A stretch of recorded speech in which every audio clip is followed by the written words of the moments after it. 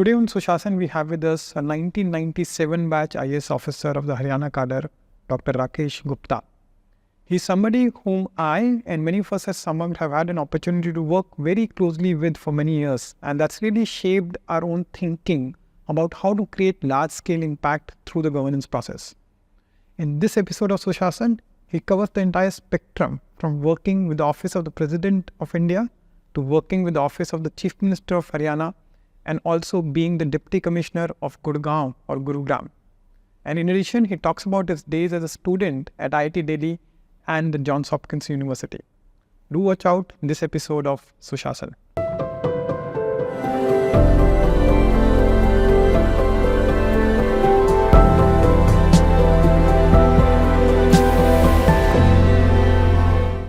Dr. Rakesh Gupta, a very, very warm welcome to Sushasana. Thank you, Gaurav. Good morning. तो मेरे को तो आपको डॉक्टर राकेश गुप्ता बोलते ही थोड़ा सा अजीब लग रहा है क्योंकि 7-8 साल से I been calling you doctor Gupta doctor Gupta doctor Gupta so the full name is this thing new but really very happy to have you here because you're one of the more driven IAS officers that I've gotten to know, and not just got to know but also had the privilege to work very closely over many years when you were in Haryana, and through that process learned a lot around governance, about change management inside government. And not just me, a lot of our team members at Samagr also have had an opportunity to work very closely with you and बहुत कुछ सीखा है उस process से. So really looking forward to this conversation today. And a lot of things that we talk about, especially the part in Haryana, a lot of things we have been almost quote-unquote partners in crime, but of course all for the benefit of the people of Haryana. It's been a real privilege to have worked with you on that. तो शुरुआत करते हैं. सबसे पहले तो your current posting, which is very interesting and very unique. Not many IAS officers get to do that in their tenure. You are Additional Secretary to the Honourable President of India, Srimati Draupadi Murmu. So you work from the Rashtrapati Bhawan, you are stationed inside the President's estate, and you're kind of really making sure that she kind of is able to discharge her duties as the President. So थोड़ा सा ये बताइए कि just about her, right? She's become President, she's suddenly come in the public limelight. People have generally a good opinion about her, but you meet her every day, you kind of interact with her closely. What kind of a person is she? I would say she's a visionary, very grounded, spiritually elevated, and she really comes from very humble backgrounds. So she was the first girl in her village in Mayurbhanj district of Odisha to go to college and complete her college degree. And I would say she has not been very lucky in terms of losing some of her very dear ones in a period of 10 to 12 years. But as a kid only she lost after marriage. Okay. She lost some of her dear family members. But then spirituality has done wonders to her, in the sense that she understands the human values. She's very compassionate, and she thinks, she's always thinking of doing good to people who are who are last in the queue. So basically the concept of Antyodaya. So she's a tribal woman, comes from a very marginalized, poor family, but over the years, just because of sheer hard work, commitment, sincerity, she has risen to be the head of state of the most populous country in the world. So it's a real privilege and a blessing to work with her on a day-to-day basis. Yeah, and I think not many people know, but she's also had an extensive experience as an MLA in Odisha, and then subsequently, of course, was governor just a few years back. But there's also an administrative experience that she's had that she brings to the office. So she started her life as a humble councillor. Thereafter, she became MLA in the Odisha Assembly. She served as MOS for 2 different terms, and subsequently she was not holding any ministerial position as an MLA. And then she told me once that she really started working at that point of time, and she was not holding. She started working actually.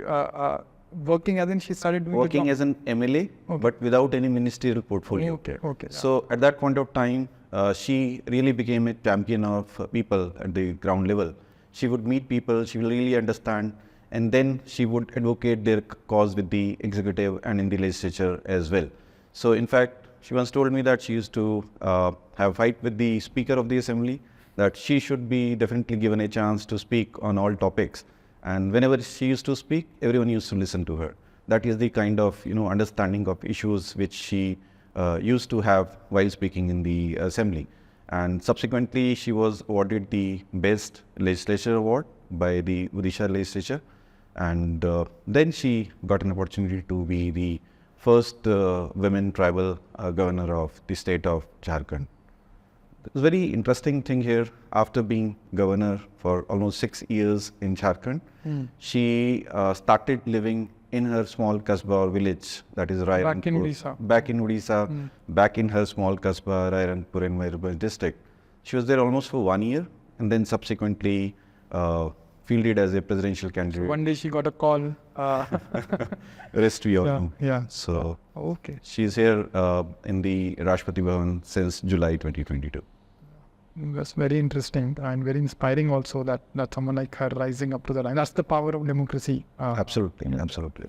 How the President Secretariat kind of structured? Because we have the executive, which is the government, the ministers and the entire bureaucracy. We have the legislature, which is the parliament and all the elected representatives. And there's of course the judiciary. These are three pillars of democracy, and somewhere the president sits on top of that across these three pillars.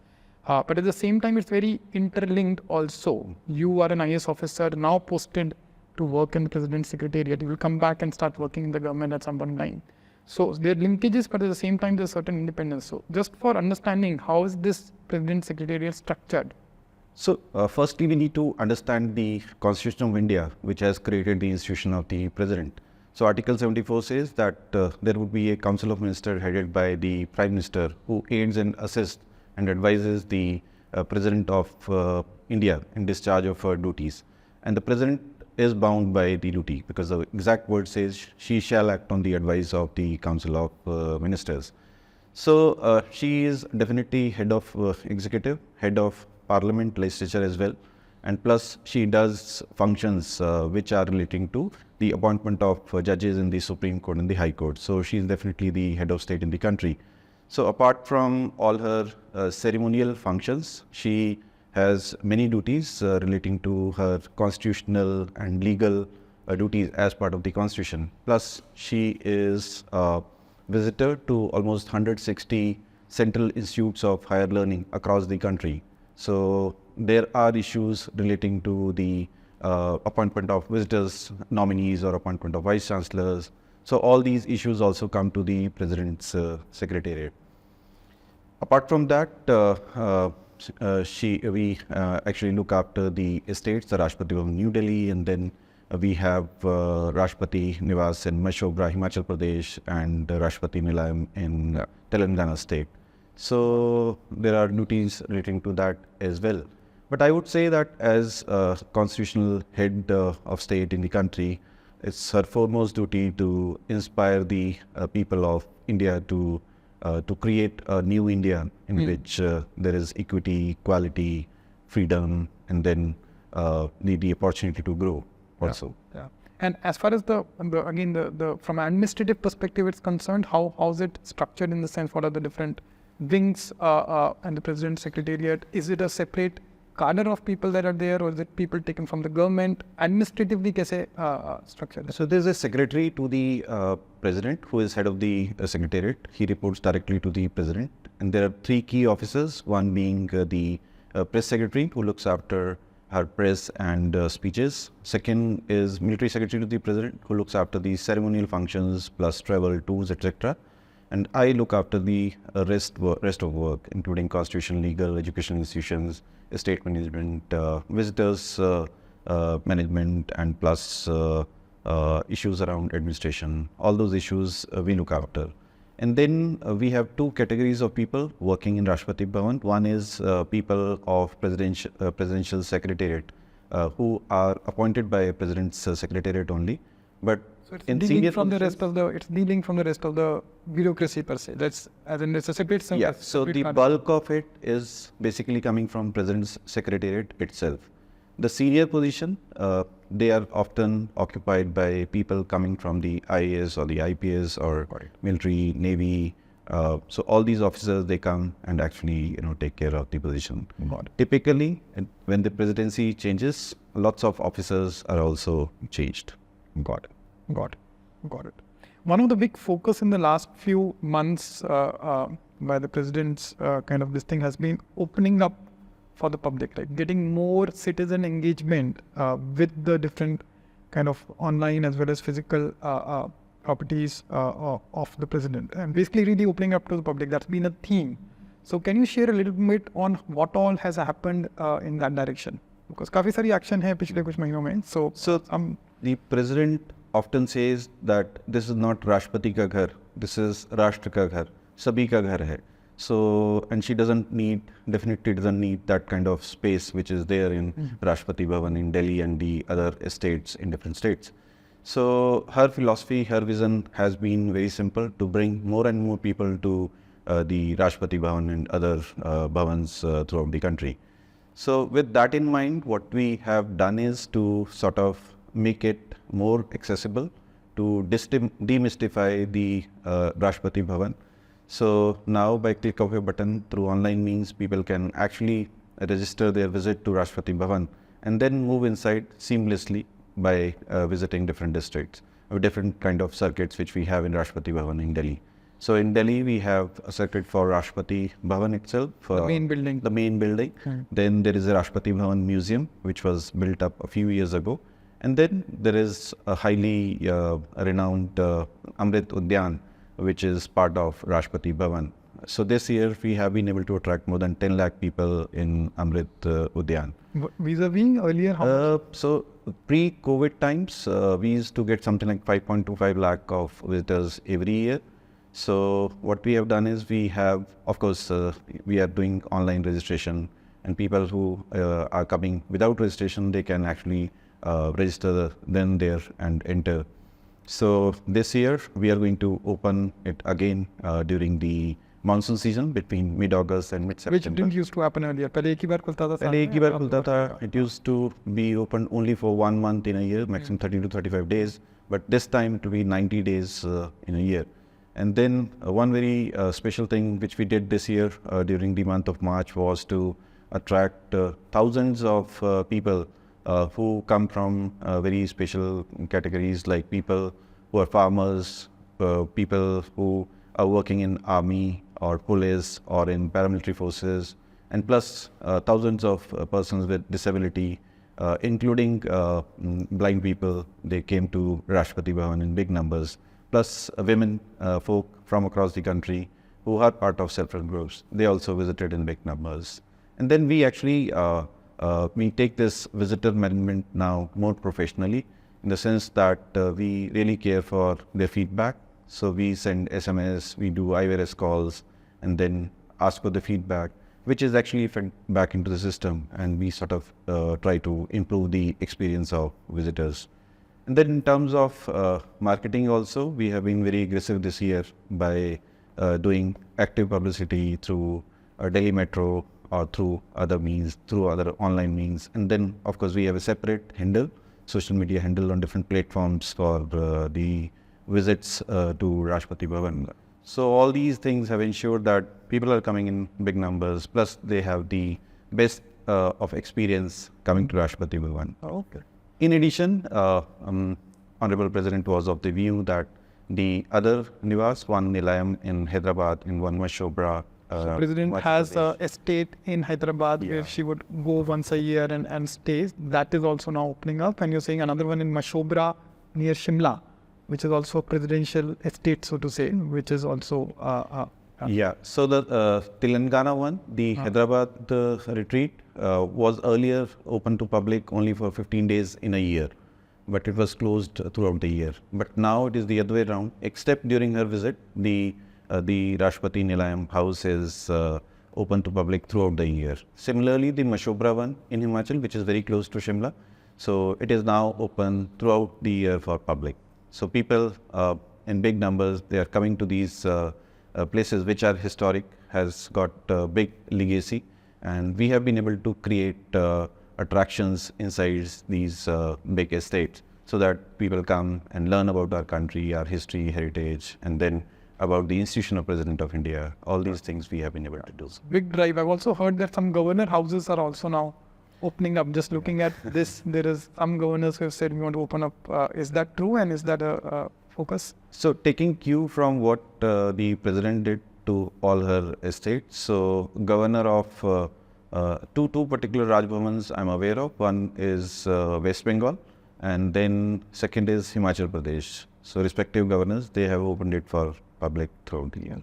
And that's interesting to see, and that's how you would expect in a democracy, that it's not fortified. In fact, it's open and anyone can kind of come. Of course, there has to be some structure to it, there has to be some security and all of that, but it's open to everyone. That's great. Absolutely. So it is bringing more and more people, connecting people to the Honourable Rashtrapati Ji. So that is the thinking. एक और चीज which has been a kind of a trend or a narrative, a focus of late, is a focus on decolonization. The belief being that for a long time, people who came from outside of the Indian subcontinent, be it the British, be it others who kind of ruled here, because of that, there's been a kind of a, it's affected the psyche of the nation, and somewhere there's a mindset of being colonized that has gotten deep ingrained in us. And of course, there are external symbols of this colonization as well. And this was one of the things that the Prime Minister talked about from the Independence Day Red Fort, the Panch Pranas. One of them was decolonization. Any strain of that remains in us, it's important that we kind of take that out. And generally, at least the people that I speak to, and people can have different view, but people I speak to generally believe that yes, this is something that's important if we want to really move ahead with full force as a nation. Now, President's estate itself, the Rashtrapati Bhawan, is itself a colonial legacy in the sense it was built by the British, then inherited by us, and since then, of course, it's been Indian this thing. But it has a lot of elements of the past, right? So, are there changes that have happened in the last few years or happening right now, which are again kind of on this external symbols being more Indian as opposed to moving more colonial? So first of all, Gaurav, I would not agree completely with you in the sense that this Rashtrapati Bhavan, which used to be called Viceroy's House or Government House when the British were here. So only the Viceroy came from the United Kingdom, and of course the celebrated architect was also an Englishman. Yeah. But if we look at the contractors who worked here, if we look at the people who are actually working on ground for many years, almost like more than 20-25 years. So they all were Indians coming from India only. So all material which was used to create this Rashtrapati Bhavan is Indian, and various, I would say, the features or the architectural style, it was mixture of different parts, different styles across India. So it is largely Indian, I would say, except that the Viceroy or the architect was coming from the United Kingdom. But then definitely over the years, there has been effort which has been further, I would say, accelerated to promote more of Indianness in terms of having sculptures, drawings, or different kinds of artifacts which are more Indian in nature. So that way, it is basically an Indian thing only. So, and plus, of course, we have all heard of the concept of drain of wealth, all these things. So all this money, wealth, was not coming from UK. In fact, it was the other way around. Our money was going to the United Kingdom. Yeah. So that way I would say, but yes, definitely the idea is to promote more of Indian culture and Indian systems, Indian architecture. Yeah. So a couple of things that I noticed when I visited the Rashtrapati Bhavan last was, one was that in the dining area there used to be war kind of guns and other equipment that used to be there on the top. Now that's replaced by embroidery, very delicately done, in which you have Indian states being represented there. That was one thing that I noticed, which was very interesting. Another thing was all the rooms have been now named. I think this was at the time of President Kovind. All the rooms are now named against rivers in India as opposed. So these are some things, but I've also visited thrice in different points in time. So these are some interesting things to note. Absolutely. During the colonial era, it was projecting something else. So they made it so big, which had to be bigger than most of the palaces of Rajwadas in the country. So they were here to symbolize something else. But now, of course, it is majestic, it is very big. but it is more symbolizing our culture, the peace, the concept of peace, which we all believe in India. So it's a very different kind of, I would say, paradigm shift which has happened in Rashtrapati Bhawan over the decades. So, which is of course a very welcome sign. And our idea through the visitor management program is to actually showcase the Indianness, the history or the legacy.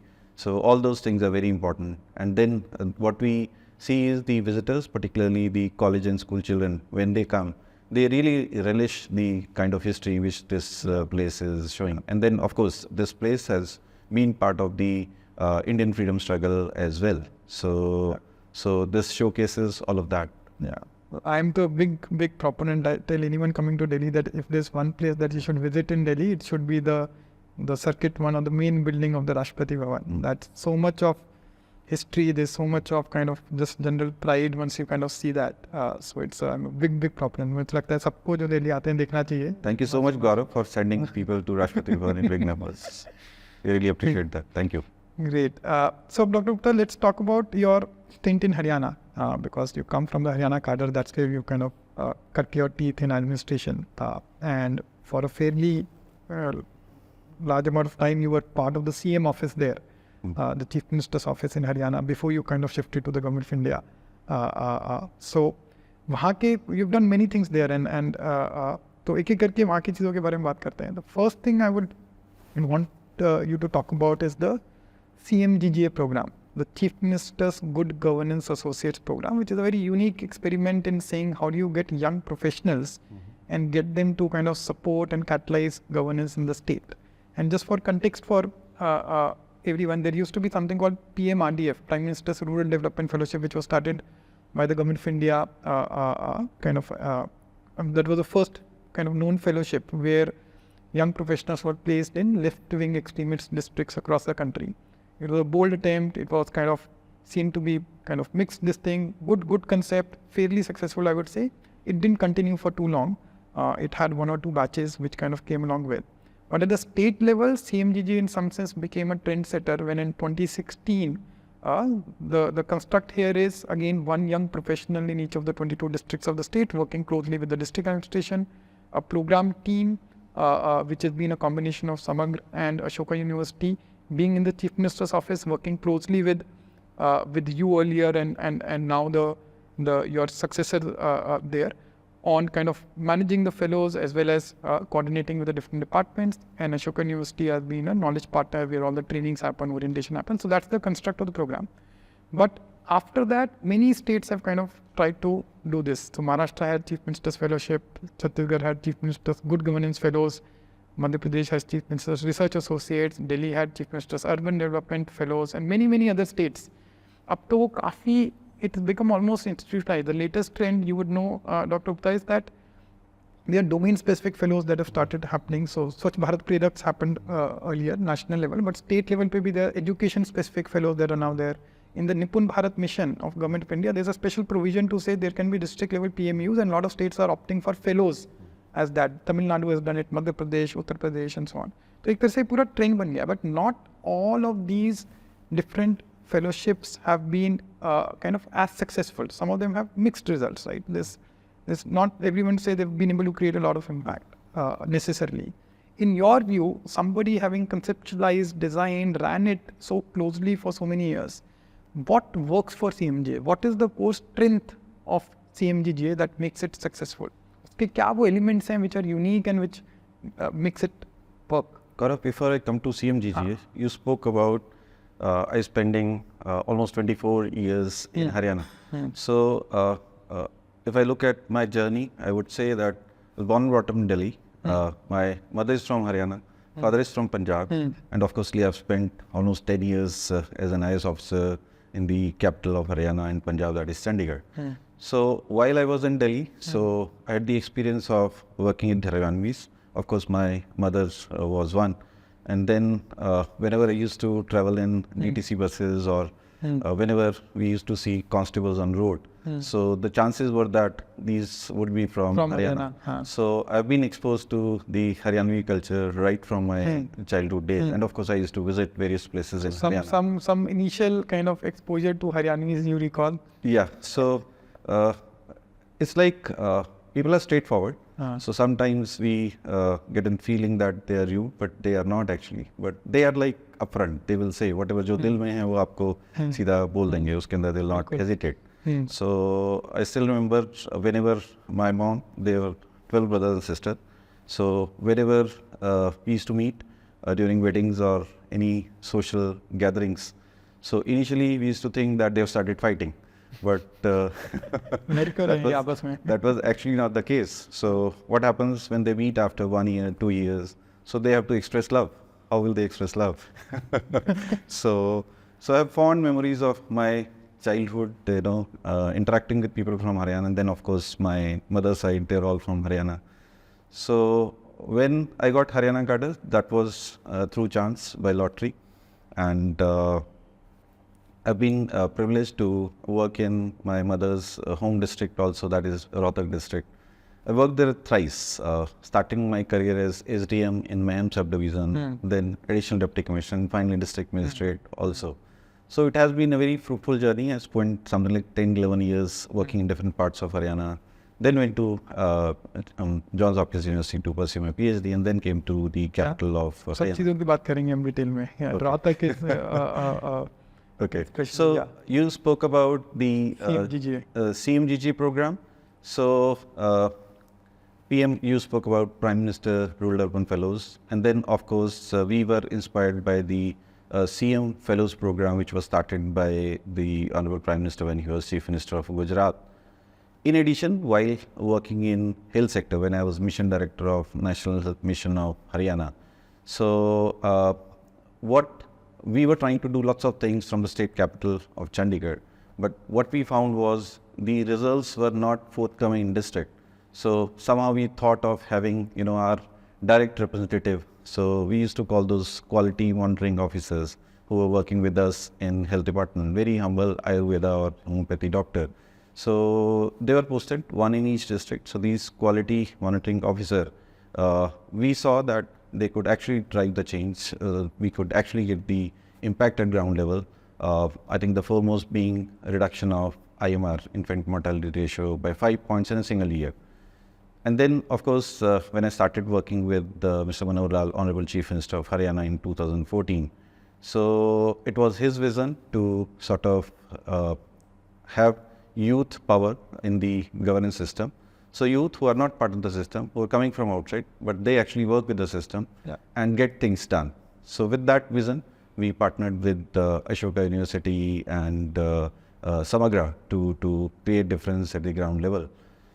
So here I would say that, as you said, many other programs, many other similar programs, they have shown mixed results.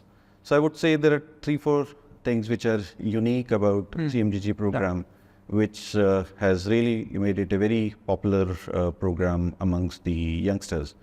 So one being that it is being led directly by the Honourable Chief Minister, and even till date he spent quite some time interacting with the young associates. So that really energizes the youth, the associates who are part of the governance structure now for of course 1 year at a time. Good 3 hours, 4 hours, every kind of prolonged meetings he'll encourage them to give ideas, give feedback from the ground level, and then he would encourage them in the program team, of course, which comprises of Chief Minister's Office, Ashoka and Samagra. So all these people, there is a lot of encouragement from the Chief Minister himself to come up with solutions rather than only finding faults. We have always been encouraged to find solutions. Second, I would say the huge difference or perhaps important factor which has really shaped up CMGG very well is to house the program outside the government. So the Chief Minister's Office is directly involved in day-to-day working, CM himself is involved, but it is housed in Ashoka University. That gives us huge advantage. So meaning thereby they are working with government, but they are not Sarkari people. So the selection process itself is very competitive, in which both sides participate. The program team, Ashoka, Samagra, and plus the Chief Minister's Office also. But it's totally outside the domain of the government of Haryana in that sense. And the last thing, which is again very, very important, that the second thing is very important. It also kind of makes the associates themselves insider outsiders. So they are not neither insiders, so they're not weighed down by the overheads of the government, day-to-day this thing. At the same time, they're not dismissed as outsiders. Absolutely. But they're very much part of the system. So that positioning is important, and arm's length from the government, still inside government. I think that's the... Absolutely. And we all sort of work as a team during 5 years of being small part of this program. We never got a feeling of us and them. So we all were like working together under the leadership of Honourable Chief Minister. And of course, the commonality was to actually deliver impact, create change, bring change in the lives of people. So all these things were the big drivers which really, made us click. And third, very, very important thing that we never took any money from the government of Haryana to run this program. And this continues till date. So what we have been able to do is to have partnerships with people who can actually support. So some of the companies, they have come forward to Ashoka University, of course, and then in addition, we have been doing the fundraise and collection of funds from the companies through their CSR obligation. And my experience is the companies, when they collaborate with the program, with this program, they never leave the program. So they continue to be supporting the program. And in fact, there's a level of strength, level of commitment only increases over time. So I think these things have really made the difference. It is a very, very competitive program with only 1 out of 100 person getting selected. So this has remained the trend during last 6-7 years. I completely agree. I think the personal investment and the time of the Chief Minister makes a huge difference, and the fact that it is kind of at arm's length from the government is still very much embedded. That's a big strength of the program, and also the finances are kind of completely private. But there's one more success factor in my view, which is just you, right? Someone like you really taking charge. काफी बार क्या होता है कि that it requires a certain mindset that you want to involve private people, you want to involve young professionals, you want to work with a academic institution, you want to work with the private, this whole, and then also helping everyone navigate through the government system. I think that's a key part, and that been in the initial years of CMGGA. Now it looks it's kind of settled, but in the beginning to get that going requires someone like you there who has the direct ear of the CM. Then only something like this can happen. I feel blessed, I would say, having studied in IIT Delhi, and then subsequently I went to Johns Hopkins University. So I really enjoy a very big network of people who are like-minded, who may not be in government sector, in public sector, but who are wanting to do a lot for this country, particularly in the social sector. So I think studying in IIT or a place like Johns Hopkins University gives you I would say, the right kind of aptitude, knowledge, the concepts which are very, very important. But more than that, having, network of people who are willing to collaborate with you, and very well that these people are the people whom you can easily trust. I'll give you one example. You have been part of that. So we talk about Saksham, Haryana. I always say that 4 IITians, 4 students from IIT Delhi who passed out in different years, we all 4 came together, and they were from different areas. So Beti Gupta, who was PVC, Pro Vice Chancellor of Ashoka, he comes from academia. I come from government. You came from the private sector, and then Prachi Jain, who works with the Dell Foundation. She comes from a donor agency. So all 4 people coming from the same institution, we came together, and that is the strength of having a very good network from an institution like IIT Delhi. So when during different projects, including my stint in health sector, so we were able to partner with large number of people. And if we come back to the CMGGA program, the same thing here. Partnering with the knowledge partners and then bringing in large number of youth, that really makes the difference. So the kind of energy these youngsters come up with, and plus of course their ideation, and then it's like a small child who doesn't know that he can push a wall, but the child will give 100%. So we really capitalized on this and made the difference. For example, Saksham, Haryana, when we were trying to improve learning level outcomes in the state. So what was happening? So the associates were not actually aware that in a limited time period, they cannot actually turn around. but we used to tell them and they used to somehow do it. So that is their energy. That naivety or that kind of idealism really helps. It really helps. This thing. We'll come to Saksham Haryana also. But just with CMGGA, there are a lot of, it's not easy to embed such a program in the system, right? And I know in the first year, there were a lot of challenges that came in terms of the acceptance of the program, acceptance of these young professionals inside the system. तो थोड़ा सा उसके बारे में बताइए कि किस type के challenges आते थे और उसको फिर कैसे navigate किया? So it was not that I was new to these challenges. Earlier also when we were working in health sector, we had similar kind of work in which the youngsters who came from say PGI Chandigarh or School of Community Medicine, PGI Rohtak, the local medical school in Rohtak. So all these youngsters and the consultants which we had hired as part of the National Health Mission Haryana, so they used to go to district, visit the health facilities, and there were times when the PHC in charges and other doctors and other paramedical staff, they used to lock the facility and go away because there was a fear that people are coming, they are going to pinpoint deficiencies. But initially they sort of misunderstand. But our focus as part of working in the health department, subsequently as part of CMGGA, the effort is to provide supportive supervision. So we are basically there to support. These youngsters are there to support in the sense that they are not inspectors. This paradigm shift we have been able to inculcate कि हम inspection करने नहीं आ रहे, गलती निकालने नहीं आ रहे, आपको suspend करने नहीं आ रहे, आपके साथ काम करने आ रहे हैं. So supportive supervision is you actually look at data, you actually look at the facility, but you also sort of empathize. You go there with problem-solving approach. You work with them. You listen to their issues. There could be issues. So one needs to be very, very empathetic. And I must give full credit to the youngsters who go and visit, work with district or sub-district officials or in the health facilities. They are very empathetic. And then, of course, they try to provide the adequate training if it is missing. Say, for example, if one particular nurse or midwife is not able to use the stethoscope well, so they will train them also. So that is the kind of support which is provided. And of course, data is also collected. So, we have been criticized always during all these years that we criticize a lot. But then actually that is not the case. We always started with saying that so much of good work is being done. In fact, role models जो हैं, अच्छे लोग जो काम कर रहे हैं, still remember Bond Kala एक block है Bhiwani district में. So this was one of the earliest Saksham blocks in which more than 80% of the kids were at their grade level competence. So there Mr. Kuldeep Singh was the block education officer. Similarly, Mr. Sudarshan Punia, who was the deputy principal of DIET in Jhajjar district. Similarly, I'm reminded of Mr. Mukesh Lavania, who was the district education officer in Mahendragarh. So these are the people who are very, very motivated, but their work was not visible.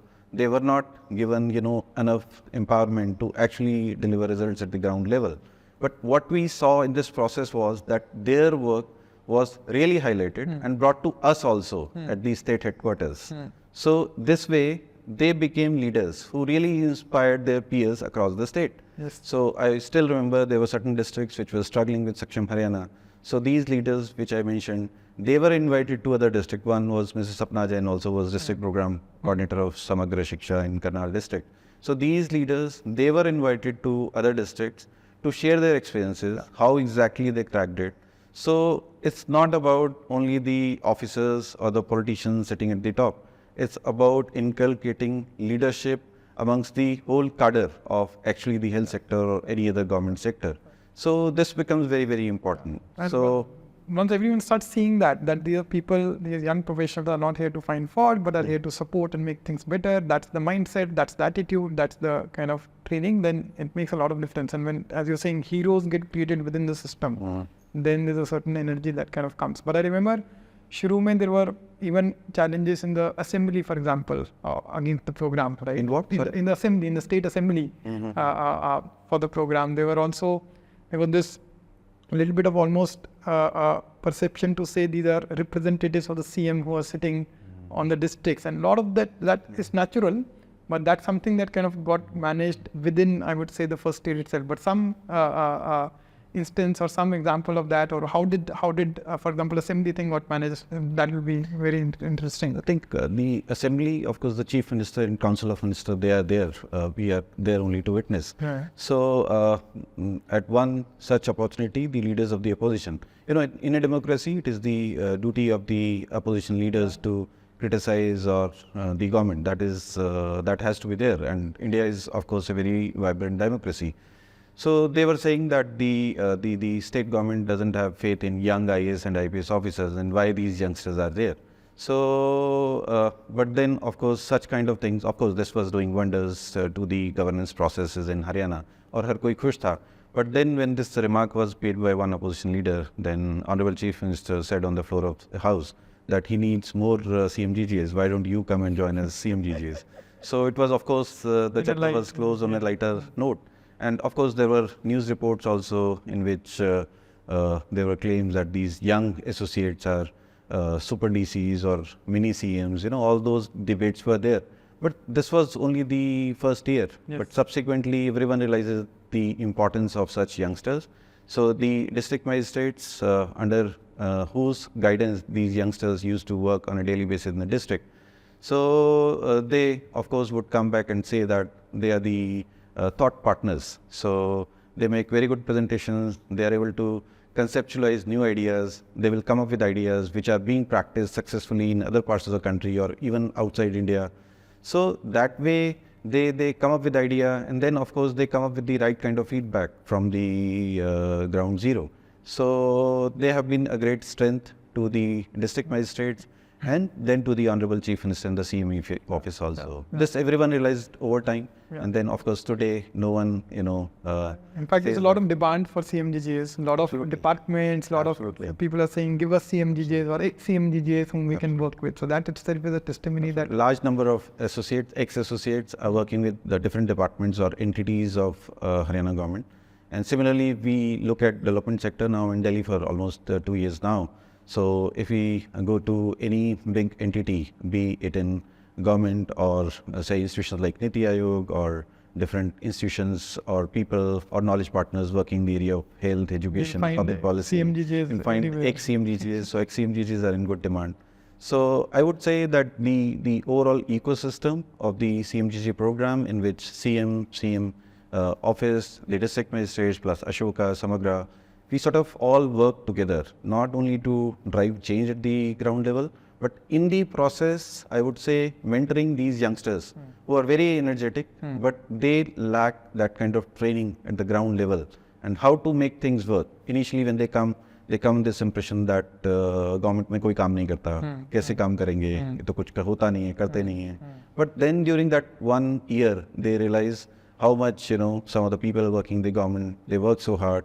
And then it's very easy to criticize, but then asli kaam to karenge tab pata chalta hai. So these youngsters, they actually, you know, become part of the system, and then it's their endeavor to show results at least in 5-6 areas, chosen areas during 1 year. So that really shapes up their career, so which makes them right fit for any kind of social sector or public policy organization. It's a transformative experience for those young professionals. Absolutely. Basically, almost their career can be seen pre-CMGGA and post-CMGGA, and that's what I've heard from most of them. Great. You talked a lot of times about Saksham Haryana. Now, that's something that you did while you were in the CM office, and then you continued in the education department to kind of work on that program. So just again for context, Saksham Haryana was a education transformation program focused on improving learning outcomes of students in the schools. So across states and for many years in Haryana also, there's been a lot of effort around inputs, that what's the right inputs that should go to the government school system. But what Saksham Haryana did was really to bring a focus on outcomes, which is the ultimate objective of the government running the school system. So a little bit about that. What was different in Saksham Haryana? How did you energize the entire system to work towards learning outcomes? Before Saksham Haryana, I would like to take this opportunity to mention about one individual who has really shaped up my life, and that is the principal of the government school where I studied in class 11-12. So in Delhi? In Delhi. So I was brought up in Delhi. I did all my education in Delhi. So I used to study in government boys senior secondary school, Moti Bagh 1, which is not very far away from IIT Delhi, where I subsequently went from there. So this gentleman, Mr. Ayodhya Das, he was an institution in himself as a principal. So I consider myself fortunate. I could have gone to any private school, but I really consider myself lucky that I got to study in this school for 2 years and saw this Mr. Ayodhya's fellow, as a principal working there for 2 years with full commitment, dedication. He used to come, he was the first one to come in the school at around 6 a.m. and he would leave around 7 p.m. in the evening. So this particular government school was not only excelling in education, but also in sports. Our football team used to win, year after year, we used to win Limca Review Cup, and there was another cup, Youth Review Cup and Limca Soccer tournaments. We used to win those tournaments. And mind you, majority of people coming to government school Motibag at that point of time were coming from lower middle class. They were very poor. And you know, to excel in sports, you need to have good diet also. But I still remember, of course, he is no more, but Mr. Ayodhya used to make special provisions to provide books to the meritorious students and the appropriate diet to the students who were actually players in playing football. So I think this one gentleman has really inspired me to do, you know, good public service. Subsequently, I joined the IAS. So when we were thinking of in fact, in my early part of my career, I was Secretary of Haryana Board of School Education. So there we could do some reforms in the examination area, but education was not our forte. We were not there to teach student in classroom. So we used to feel frustrated. Of course, we reformed the examination system. We made it a very clean kind of system in which copying or cheating we really, done away with in a big way by using ICT also. But then the important thing here was we were not able to actually improve the education standards or the quality of education in schools. So one, Mr. Ayodhya, then my experience of working as Secretary of Haryana Board of School Education. So these were my things which were there in my head.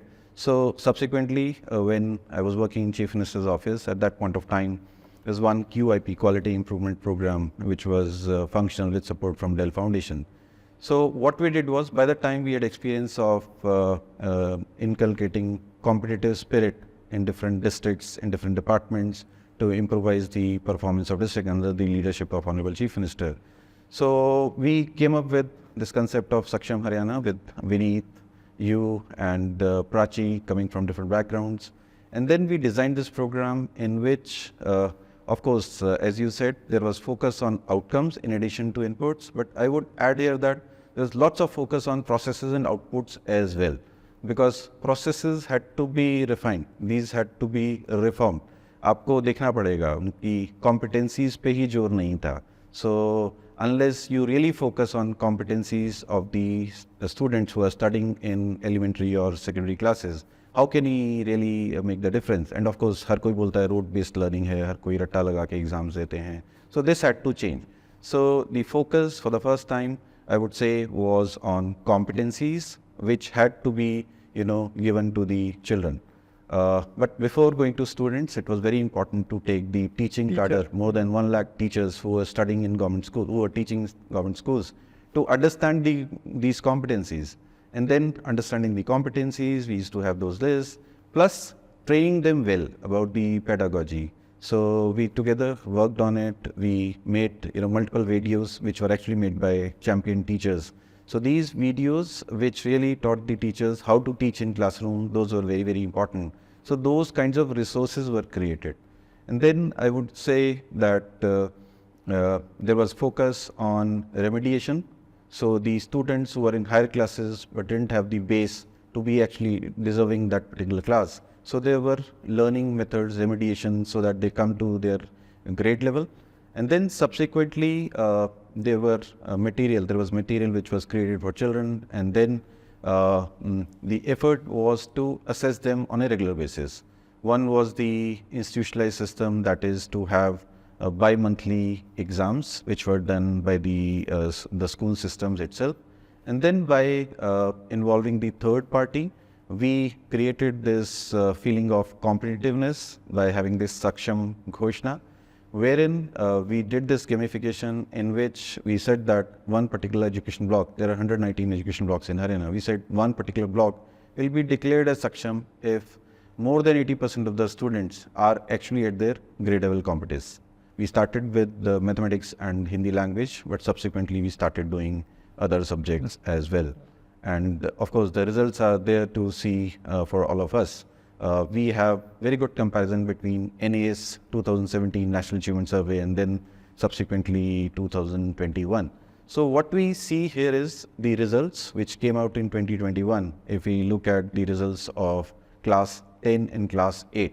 So these are the kids who worked under this Saksham Haryana framework for almost 2.5 to 3 years. Before COVID. Before COVID struck us very, very badly. So what we see is the performance of class 8 and class 10 students in Haryana improved a lot between these two NAs. Yes. So in fact, we improved our ranks, interstate ranks by say 15 ranks. Yeah. So we were amongst top 3 or 5 positions in the state. Interestingly, it is very easy to improve the educational level standards for class 3 and class 5. Class 3 is the easiest because there is not enough to cover which they had missed. So, but here we see is the performance in NAS 21 was not, of course it improved over the earlier NAS assessment, but it was not very good in comparison to the class 8 or class 10. So these children in class 3, they were not exposed to Saksham Haryana. So this clearly establishes the value of having something like Saksham Haryana. Of course, it is now called Nipun Bharat, Nipun Haryana. So it is very important that we really have some kind of competitive spirit so that people come forward, they support it. I distinctly remember during those days, Saksham Haryana, the teachers, they were actually coming to teach in schools during national holidays on weekends. And there was a scenario in which people used to allege that teachers are not teaching even on weekdays. So there was huge shift in the drive of teachers who were actually... I think that the whole concept with that a teacher, if provided with the right tools and given the right goal and somewhere motivated to work toward that goal. The thing that Saksham Ghoshna did was to say in some sense that your glory is in your hands. You do well, you teach your students, you get them to be at grade level, and you self-nominate. The concept of what you're saying at the block level was to self-nominate. A block says, I am ready, I believe that we have gotten there. Then a third party would come and do a sample-based assessment. If it's found that they've actually gotten there in terms of learning outcome, then it will be celebrated, declared as a Saksham block, a lot of celebration around it, everyone will be felicitated. Media reports, you can take pride in what you have achieved. And once all the blocks in a district will become Saksham, then the district will be declared as a Saksham district. So this gamification, and we saw something like this also happen in Swachh Bharat, for instance. Absolutely. ODF. So ODF, open defecation free district, open defecation free state, before that open defecation free panchayat. So this gamification is a very cross-sectoral kind of a concept. Basic thing, which can be inculcated, which really drives the system actors, motivates them to work towards the outcome. One more thing I would like to add here is, when we are dealing with wicked problems, all these are wicked problems. We work for Beti Bachao, we improved the sex ratio, we were having problems of cheating in exams, then learning level outcomes. All these are wicked problems, I would say. So after so many years of independence, we are still struggling. That's something not very good. But then here, what we capitalized on was to create few success stories.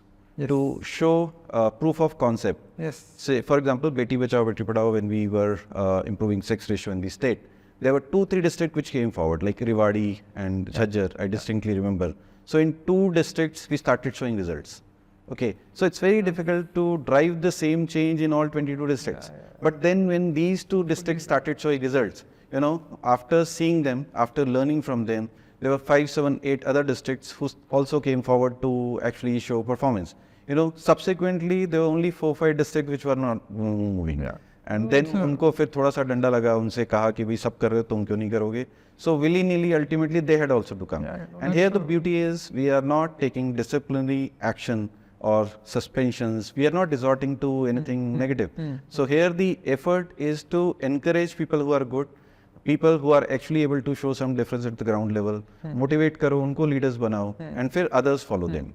So that has been the approach throughout in all these projects. Can't agree more. I think even at Summit, we had last year put down these Panch Sutras for governance transformation coming from all of these learnings. And one of them says visible and credible progress towards the goal creates momentum in the entire system towards it. So if you can demonstrate those initial success stories where maybe the starting point is better, where the already existing system actors are good, taking ownership, once they come up with success stories, it act as a motivator for others to say, okay, if they can do it, we can also do it. तो वो कर सकते हैं, हम भी कर सकते हैं. That's when all the then inputs kind of come together to make it happen. तो वो demonstration effect is very high. एक और चीज़ बहुत important है गौरव, which I earlier also I was aware, but I can actually divide my career into pre-PhD and post-PhD area. So here during my PhD, if I can remind of one single learning lesson, and that would be, if you measure something, you achieve it. Without measurement, without correct measurement, without robust measurement. But in government system, several places we see the data is not very credible, data is not robust. So here the important thing is that we measure correctly, and if we have this kind of feeling, जब नहीं होता तो क्या होता है? We administrators or people working in the government, we are in the denial mode. So for coming out of denial mode, it is very important that we understand the value of having the correct data. Yes. So ये करना बहुत ज़रूरी है. ये नहीं करेंगे तो we'll not have the ground level understanding. There's another very important related thing here. So internationally it is said that in carrying out any development program or any program for the poor or the underprivileged, it is very important to spend 5% to 10% of funds in monitoring and evaluation. So in government typical kind of setup, that kind of funding provision of course doesn't exist. Whatever money is there, that is also not used in the right spirit. So here in different programs during last 12, 13 years, what my personal experience has been to spend little less than 1% only. But this ensures that the rest of 99% funds is spent very, very well. So ये बहुत ज़रूरी है. Otherwise ऐसा लगता है कि कई बार पैसा जो है नाली में जा रहा है, आप उसको ठीक से खर्च नहीं कर रहे हो. And then only through surveys, when these are held after 3, 4, 5 years, whether it is in education sector or health sector, then you realize you have not reached anywhere. So similar is the case if we talk about, say, high IMR or MMR, yes, all those things. नहीं बिल्कुल, I think that's spot on. So there's a clarity in terms of goal. There's a measurement mechanism that's put in place to measure that goal so that we know where we are progressing. That is used as a lever to also nudge the entire system to work towards it. And then there is this whole gamification of creating early successes which act as a motivation for everyone else to say we can also get there. And there's constant measurement happening. That's basically in some sense. HR is the key. Yeah. So the human resources are the people. They are the people who have to really deliver. No, these are the lessons in change management that we have learned. I've learned by working with you on. We all learn from each other. These things. Let me, Dr. Gupta, come to the other thing that you mentioned, which is something that you're also associated with, known for, which is Beti Bachao, Beti Padhao. Something that you again picked up while you were in the CM office in Haryana. Now the situation in Haryana was, as all of us know, was pretty bad in the sense that there used to be girl child used to get killed in the womb itself, right? भ्रूण हत्या जिसे कहते हैं, तो पैदा होने से पहले ही ultrasound would happen. You get to know the sex of the embryo, fetus. And then you kind of fetus, and then you kind of do that. And that has been there for decades. It's a very historical, social, deep-rooted challenge in the state. And उसका असर जो है कई decades बाद ये तक हुआ, which was an unintended, you can say, consequence of it, that the boys will not get brides, the grooms will not get brides in Haryana, because over the years you've kind of done this, and now you don't have brides, and therefore they'll kind of brides from other states would come, and that's how marriage would happen. These are all kind of unintended consequences that came out many years later. But the first act itself was something that Haryana was infamous for. But then Beti Bachao, Beti Padhao was conceptualized at the national level. And I'll ask you that what were the strategy behind it, and how did you really make a fundamental improvement in the sex ratio at birth in Haryana? But usse pehle, I know the launch of Beti Bachao, Beti Padhao happened from Panipat, right in the middle of the problem. A call was taken, let's kind of announce and launch this mission and this program from here. And you were part of the Chief Minister's office at the time, the CM was there. What was the thinking between him, you, कि यहाँ पे करा तो लेंगे, but then it puts that much more pressure to kind of deliver, and it is not something that can be easily changed. So what was the thinking in saying कि let's invite, or let's kind of do it from here? So before I come to 2015, when this Beti Bachao, Beti Padhao was launched from Panipat, I would say this was the fourth battle of Panipat to wage a war, full-scale war against female feticide.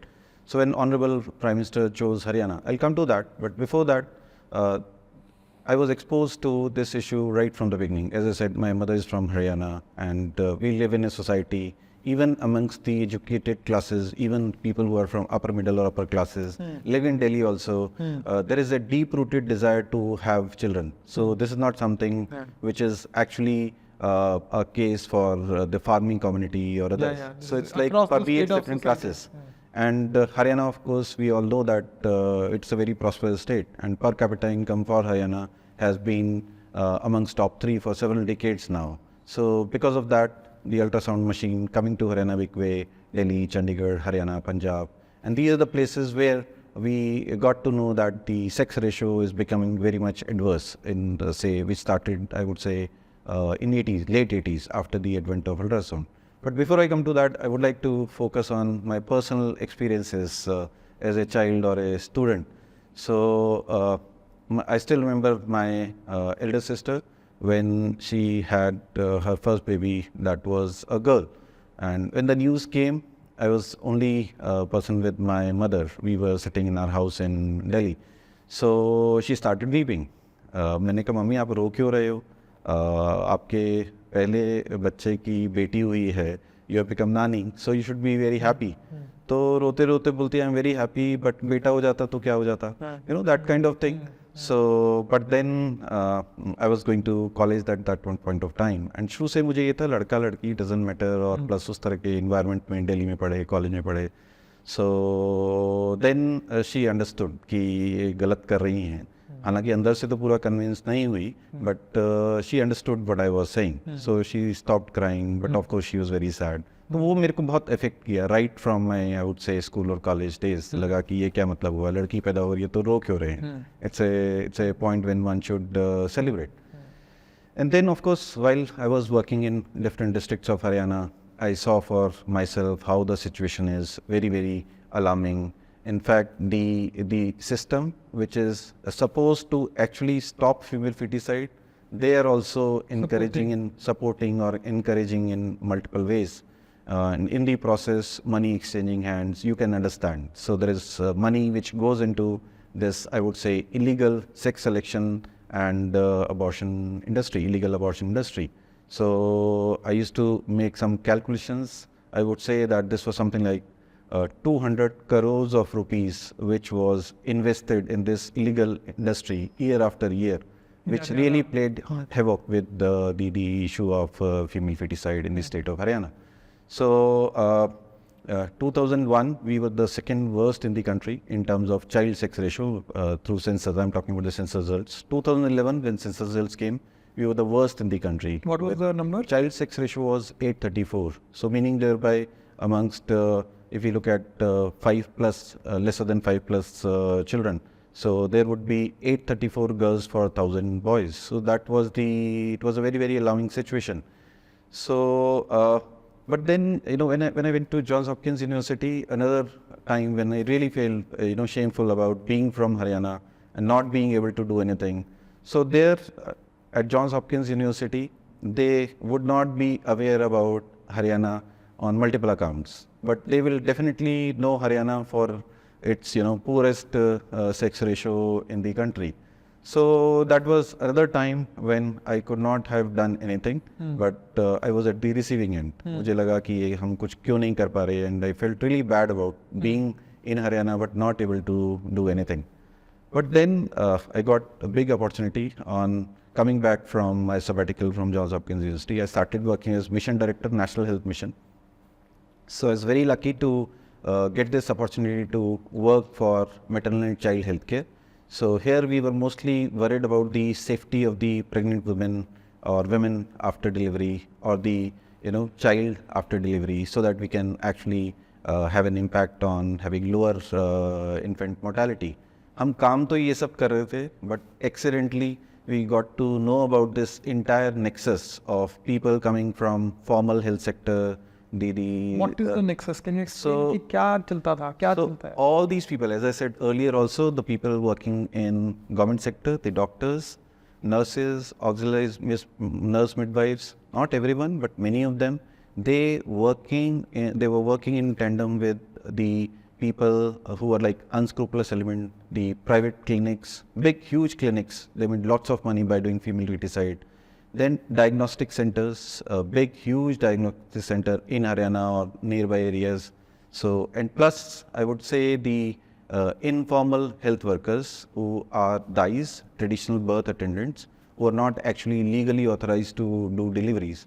So all these and touts of different kinds, they're all hands in gloves, working together as a nexus to promote the First sex selection of determination and then abortion. Determination of sex when the women is in the, say, 4th month of pregnancy, and subsequently they would abort it. So this nexus has been going on. But, working in health sector for 3 years, that really made us understand. In fact, we used to do lots of stillbirth reviews and infant death reviews. So during that process, we got to understand why women are dying and why, maybe because of illegal abortion, sometimes it leads to their death. And then we saw large number of cases of stillbirths in which the women, the mothers, they were eating sex selection drugs during their pregnancy. So we got exposed to all these things and how these people are creating havoc with the system. So at that point of time we tried, but then it's very difficult to do unless you have that kind of leadership, coming from the top with very clear-cut signal. So this happened in January 2015 when Honourable Prime Minister, he made a very tough decision to launch Beti Bachao, Beti Padhao for the most difficult state in the country, that is state of Haryana. So it was launched from Haryana, and the way we looked at it, the Honourable CM also, that he has been challenged, the entire state has been challenged. He made a very passionate appeal on 22nd of January 2015 that the whole of society, doctors, everyone, we all had to come together, and of course the government functionaries, and then solve this wicked problem for Haryana. So rest all is history. We started working, and then Honourable CM, he gave us freedom. So I would here would like to point out PM, CM, DM. PM ने कह दिया बेटी बचाओ बेटी पढ़ाओ का नारा दिया. The CM office पूरी तरह से committed हो गए कि भाई इसको करना है, किसी की सुननी नहीं है और सही डायरेक्शन में काम करना है, और जो भी गड़बड़ कर रहा है उसको रोकना है और उसको अंदर भी देना है, पुलिस में भी डालना है. और सारे DMs, all 22 district magistrates in the state, we all came together and we got enormous support from people all across the state. What was the strategy? किया क्या precisely? So strategy was... Because एक सुनने में बाहर से लगता है कि it is, of course, it's a social change and that will take time. But this is a back of it. I know there's a lot of administration, there's a lot of these things. थोड़ा सा वो बताइए कि कैसे? तो दो चीज़ें हैं. Of course, एक को कहते हैं बेबिन प्रीत ना होए. आप अगर सिर्फ बातें करोगे, उनको समझाओगे कि भाई आप मत मारो, ये अच्छा काम नहीं है, तो सस्टेन नहीं करेगा. और ये तो हम कई सालों से कर रहे थे, कई डिकेड से कर रहे थे, but results were not forthcoming. So of course the behavioral change part is important, but this can happen only when there is danda, there is enforcement of existing laws. So Haryana did innovate by not only enforcing PCPNDT Act, which is the act to ensure that there are no sex selective there is no episode of sex selection. ये तो PCPNDT Act हो गया. But alongside the another important act which was being ignored earlier was the Medical Termination of Pregnancy Act, that is MTP Act. उसको सब ignore कर रहे थे. No one was taking cognizance. This is to check illegal abortions. आपने illegal selection कर लिया sex का, but ultimately आप उसको अबॉर्ट करोगे, इलीगली अबॉर्ट करोगे. लीगली तो अबॉर्ट कर नहीं सकते, कोई रीज़न नहीं, आपका रैशनल नहीं है, सपोर्ट नहीं करेगा, गायनेकोलॉजिस्ट के सिग्नेचर होने चाहिए, वो सब तो होगा नहीं. सो MTP एक्ट को हमने इम्प्लीमेंट करना शुरू किया with strong force. CM office से मॉनिटरिंग हुई, and then we created a small cell in chief minister office. Doctor GL Singal, वो has been I would say prosecutioner from the government side. He worked with FDA for long, 35 years. So he was roped in, there were other people as well. And then we started monitoring it very, very closely. So monitoring se pehle here, surveillance becomes very important. We need to have the right information. Kaun kara raha hai, kahan se kara raha hai, what are the linkages? And as I said, all these people are connected. So, and of course, we know that there are no geographical boundaries when it comes to committing crimes. So people from Haryana going to UP or to Delhi or Rajasthan, Punjab. So we came across so many cases where people used to go outside. सकती हो गई यहाँ पे वो गया तो फिर they'll cross the border and get it done. So इसमें एक और बहुत important चीज़ थी. It's very easy if we go to any ultrasound center and check their records, and basis errors in records, we could book them. The law allowed that. But वो हमने नहीं किया, because if we do that, then people would be against us, that you are looking into clerical mistakes and booking us. And of course, we would have gone to only those places जो कर रहे थे, जिनकी reputation थी इस तरह की. So what we did was, we did raids, range haathon pakadna.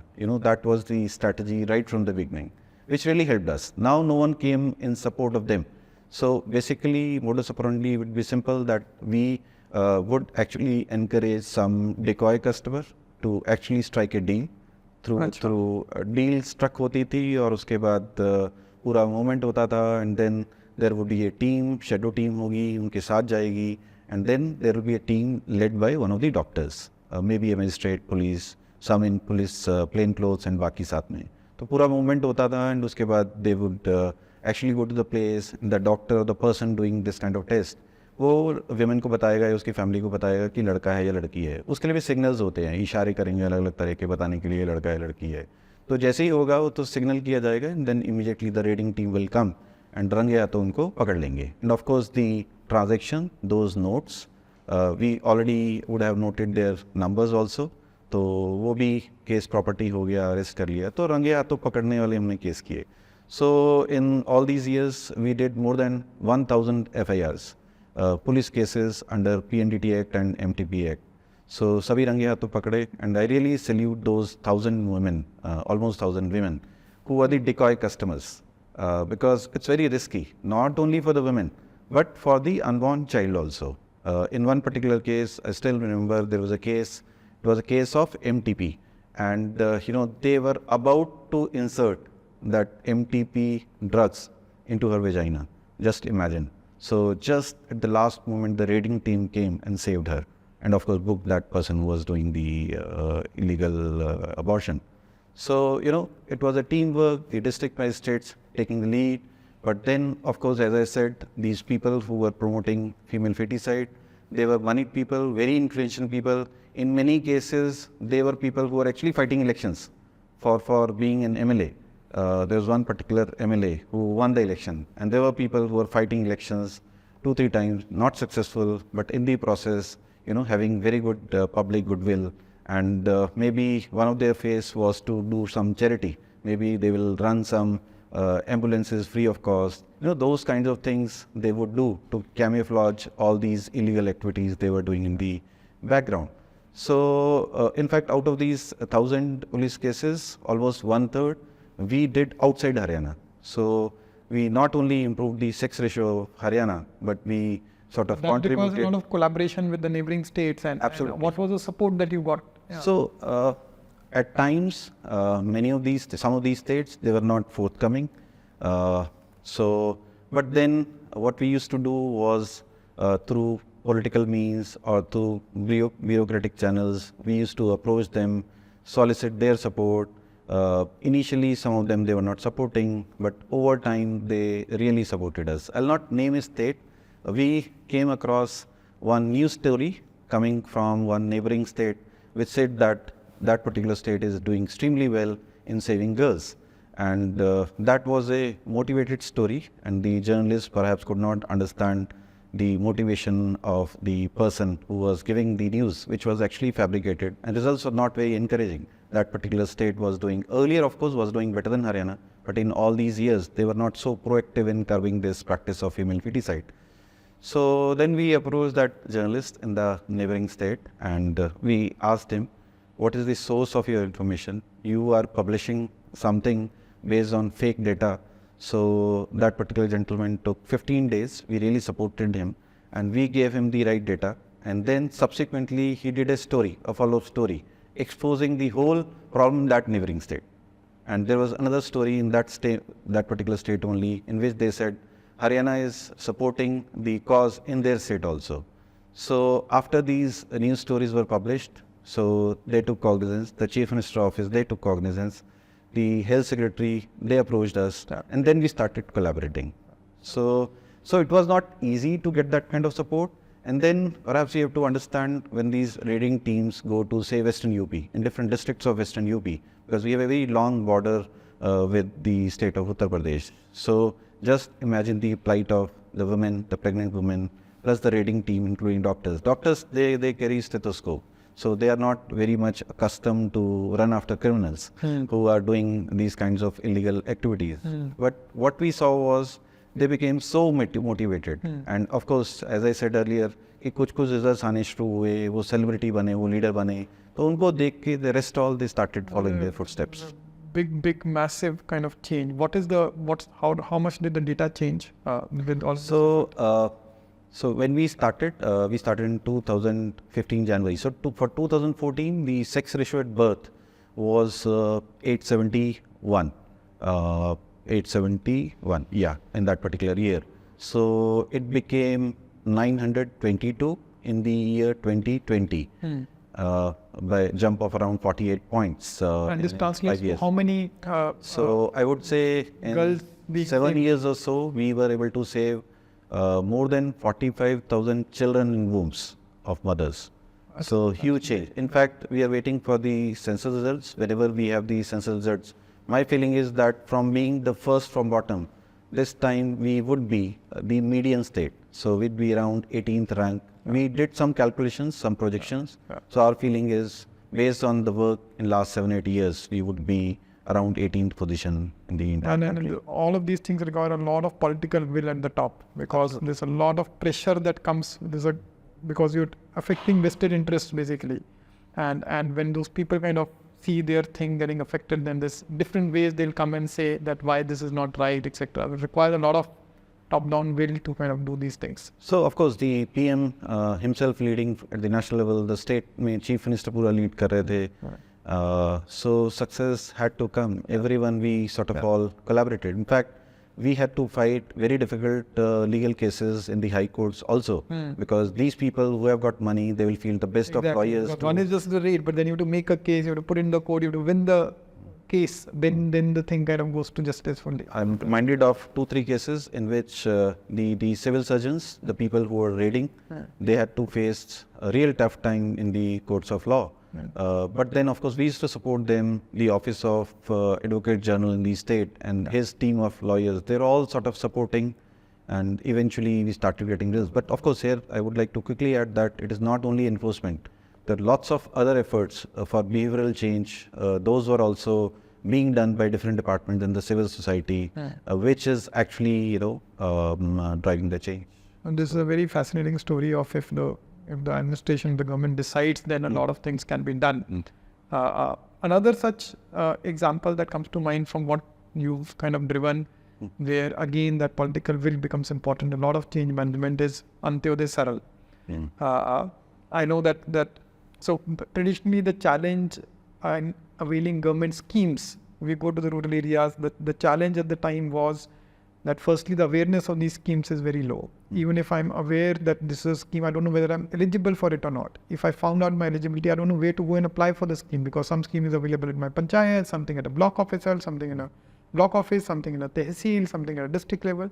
Even if I land up at the right place, then the process of application is complex, and I typically end up depending on a tout or an agent to kind of file my application. Once I file, then it's a black box to me. I'm waiting ki wo kab aayega uska result. And I know the CM wanted that this situation should change on the ground, and the experience of the citizen in dealing with the government should be a seamless experience. And from there, the whole concept of Antyodaya-Saral as a piece over the next few years was born, to overhaul the delivery of all the 500 plus scheme services across all departments and ministries. So a little bit on that how did the state go about doing that work, because it's a massive change across all departments, all districts. So usko kaise kiya? So during the first year of CMGGA program, we worked on improving the service delivery in SDM offices, which in Haryana are responsible for vehicle registration and for issuing driving licenses. So that really made us understand the ground realities. At the same time, we had launched, we started this digital Haryana cell in Chief Minister's office with support from private sector under their CSR obligation. And then Samagra, you were also roped in to create a mechanism in which we are able to do public service delivery seamlessly without the regular ills of being the corruption or lack of transparency or lack of user satisfaction. So all those things were the key criterias when we designed Antyodaya-Saral. Another important input here was the vision of Honourable Chief Minister. So he had been head of Antyodaya Cell in his political party before he became Chief Minister. So he had his concept about, using ICT, using the technology to lead governance and provide the due benefits to the citizens. So we came together and then we brought 550 plus G2C services and schemes on one online platform. So that we named it as Antyodaya-Saral. And here the beauty was we didn't invite private vendors to actually do it. We asked the state NIC and the NIC office in Delhi to do it. So they had one interesting work which they had done for Panchayat Sood that was called as Service Plus. So we used something which was available in the government domain and that too without cost. So we only had developers which really supported the NIC teams. And then we did the basic mapping of all the 37 different departments just to understand where do they stand. So we had categorized the various departments and the various schemes and services as L0, L1, L2, L3. There was no particular scheme or a department which was L3. So there was no particular scheme or service which was 100% online. So, and then of course there were many departments, many scheme services which were at L0, L1 or L2 level. So what we did was we identified some, say around 10 departments, and then we transformed all these departments into very much IT savvy kind of department. And then all these services were completely onboarded to Antyodaya-Saral system. And I think the beauty there was also to not do it centrally, but get those departments to onboard themselves on this. Yes, so that was the beauty. So there was no vendor. So we were doing it ourselves with the increase of our own capacity, whether it is NIC or whether the technical people of 37 different departments. And there were few departments which were having no IT capacity. So the central team in Chief Minister's office or the NIC or the Digital Haryana Cell, we really supported those departments. We didn't have any capacity. And then I would say there was a team of around 150 people belonging to NIC and different departments of Haryana. We all started working together. And then the effort was not to create a perfect design and then start rolling. The effort was to have some quick wins, kuch karke dikha dein, demonstrate kar dein. So we had staggered inaugurations by Central IT Minister or the Chief Minister of Haryana at different points of time. And idea was कि जो हैं करते चलें, फिर उसके बाद dashboard बनाया, इनका scorecard बनाया, composite scores बनाए, just to judge how districts are doing or how different departments are doing. So once again, we see that the feeling of competitiveness, competitive spirit was inculcated into the system, and complete buy-in was there because we did it ourselves, our government department people, we ourselves did it. So इसके अंदर ना तो कोई lag time था और money wise भी I would say we spent only say around 1% of the cost which would have been charged by the vendor, with very less of acceptability. And time wise also we were able to deliver in few months. The whole project was delivered in 2 to 3 years. So, and then of course it became such a huge success story with almost 95 lakh people in the state coming to this portal or through the physical outlets which were also created at the district. Yeah, that was the second part of it, which is streamlining the things on the ground. One is the technology part of it, but second was the physical touch point. उसका भी थोड़ा सा बताइए. तो physical touch points जितने भी हमारे district में सब division और तहसील level पे जो हमारे केंद्रास थे, so they were relabeled as Antyodaya-Saral Kendras or Saral Kendras. And similarly, at the village level, we have village level entrepreneurs who run the citizen service centers or the Atal Seva Kendra. वहाँ पे भी same system, same online system was given. With little fee, the citizens could have come to these different centers, kendras, and then get the services. So they don't have to go to the government departments and apply for it. They can go to their village kiosk or they can come to the Saral Kendra and from one place only apply for any scheme service of any department. We went one step ahead. We not only asked them to go to these centers, in fact, we prohibited them going to the departments. Yes. So this we did by government order. So this was something very, very revolutionary. In the earlier scenario, people were actually going to the department and meeting with the concerned clerks or the accountants But in the new system, And they have to go. that's where petty corruption happens. That's where some of those Corruption होता है inefficiencies come और in. process वो होती है और in fact it's a big headache for the officials also. Even if that person is honest, the trouble of facing the citizens unnecessarily throughout the day and citizens chasing them and some of them demanding them to do it out of turn. But here is a system which is very very transparent and जिसको आप log on भी कर सकते हो, जैसे हमारे जो vendors होते हैं ऑनलाइन वेंडर्स अमेजॉन और दूसरे लोग, उसी तरह से citizens can actually track their service delivery also, कब अप्लाई किया, where it has moved, and finally as soon as the approval is granted, the citizen will also get notified. So the scope of the role of touts or people, middlemen, that drastically has reduced. And of course, when you go to these centers or kendras, so here it's like air-conditioned places with proper sitting provision, और पानी भी वहाँ पे है, वहाँ पे एक information desk भी है. इसके अलावा एक हेल्पलाइन भी क्रिएट हुई, आपको कोई इन्फॉर्मेशन चाहिए या ट्रैक करना like है. visa center. The experience of that is when you go and apply for a visa, it's very similar to that. That you Exactly, come, there's a like very visa systematic thing, facilitation you get a centers. token, you have an information center, then you go Absolutely. to a तो सूचना उनको मिल जाती थी.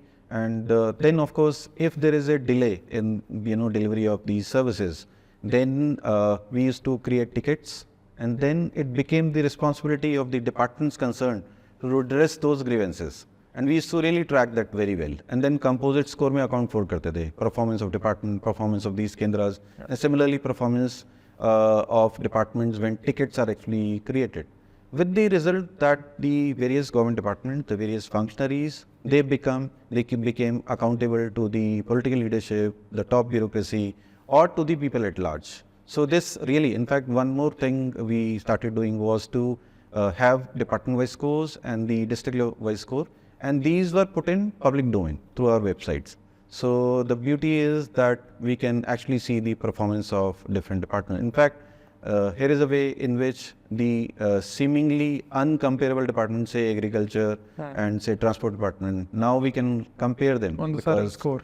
through the Saral scores. So that is something. So basically one part of it is which is around getting all the different 36 departments, all the schemes and services on one platform. That was one thing done without a vendor, done in a participative approach. The second part is the streamlining of the touch points of the citizen on the ground through the village level entrepreneurs or the common services centers and these designated Saral keens. So no longer anyone has to go to a department. In fact, that's discouraged, as you're saying. And the third part is a lot of visibility and accountability, because so much of data is there. All of this is system generated data. It's not fed data. It's actually system generated data. So it's reliable data, basis which accountability through Saral scores of departments, of districts, and putting it out in the public domain so that there's more transparency and so on. It's been a massive change, like almost changing the way the government is functioning across the board.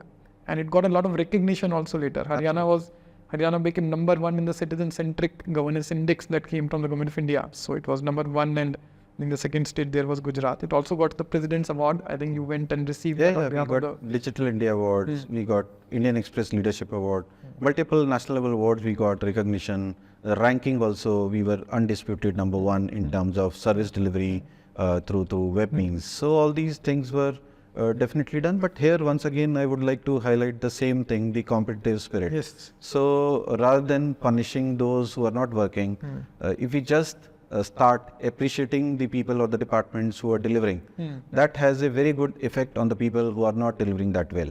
And then of course it's a dynamic situation. Your performance may be good today, but tomorrow it may go down if you're not working well. So this way we were able to keep departments or people on their toes.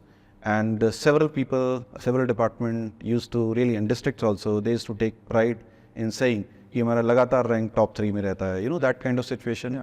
So this is something which is needed in governance. So here the important thing is to create information systems so that you have robust data. And ये तो सब online processes से आ रहा है, कोई effort करने की ज़रूरत ही नहीं है, एक बार आपने systems बना दिया. This is emitted data, what we call emitted data. Nobody is kind of digitizing, feeding. Absolutely. People are doing their work and data is getting emitted. Processes are there. The back-end process was completely computerized.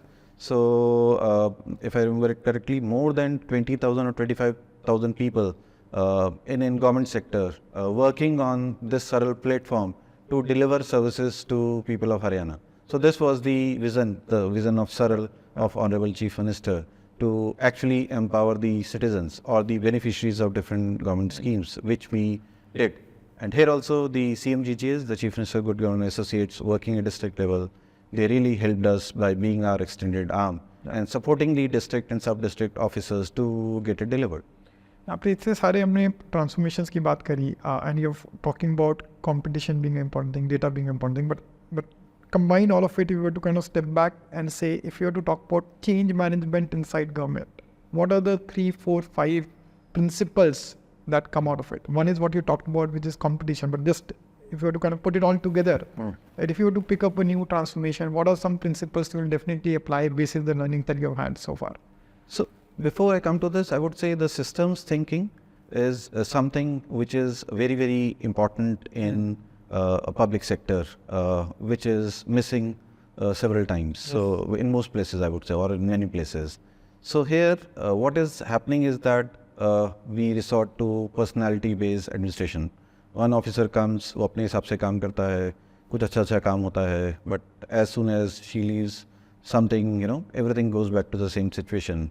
So ये गलत है, और in fact, the effort is perhaps at times to focus on very few KPIs, which are perhaps not the very most important things, most important parameters. And then by doing certain interventions, we do have some of the unintended consequences, which actually distort the system, which actually affect the performance of system when we talk about the outputs and the most important outcomes. जैसे education में काम कर रहे हैं, unintended consequences हो सकते हैं कि आपने फोकस कर दिया, सारा ध्यान लगा दिया टीचर ट्रेनिंग पे, और फॉर सम रीज़न आप उसको टेक एनेबल्ड बनाने की कोशिश कर रहे हो, तो आपने सिर्फ इसी चीज़ पे सारा फोकस लगा दिया, and there is no focus as you said कि इनपुट पे फोकस लगा दिया और कंप्यूटराइजेशन करने पे और टीचर ट्रेनिंग पे लगा दिया. क्या ये सही चीज़ है? मेरे हिसाब से बिल्कुल गलत है. जब तक आपका फोकस सब पूरे स्पेक्ट्रम पे नहीं होगा, जब तक आपका focus outcomes, impact, outputs, processes, सब चीज़ों पे नहीं होगा, तो आप माइक्रो व्यू लेके और लिमिटेड एरिया में फोकस करेंगे तो will not be able to show results. तो होगा क्या कि जो हम काम कर रहे हैं उसके ऐसे कॉन्सिक्वेंसेस होंगे जिससे फर्दर खराब हो जाएगा सिचुएशन. तो इसमें the most important thing here is to actually work with all the stakeholders. So here I would like to highlight the problem solving approach. So when you are facing a particular problem, you actually sit with people, the different stakeholders, the state level, district level, the ground level. You work with them, you work with the intended beneficiaries, that is the citizens and our clients actually. So we work with them and understand कि issues क्या हैं, the problems क्या हैं, और उनको फिर identify करके when you design the intervention or the program, it's very, very important to address all these concerns and take the holistic view and some kind of feedback loop hona, data hona. So all these things are very, very important. So systems thinking is something which is very, very important if we are really serious on having the impact on. Not taking a micro view, not picking a part of the puzzle and trying to just solve for it, but looking at the puzzle as a whole and treating the government whole this thing as a system and then designing your solution. So system thinking is one. What else? So you spoke about the change management. So here it is very, very important to firstly I would say to have a shared vision.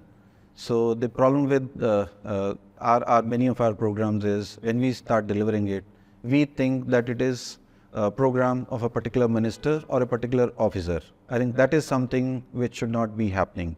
So shared vision is something which is very, very important. So say for example, if we are talking about public service delivery, or if we are talking about having learning level outcomes for all children in the state studying in government schools.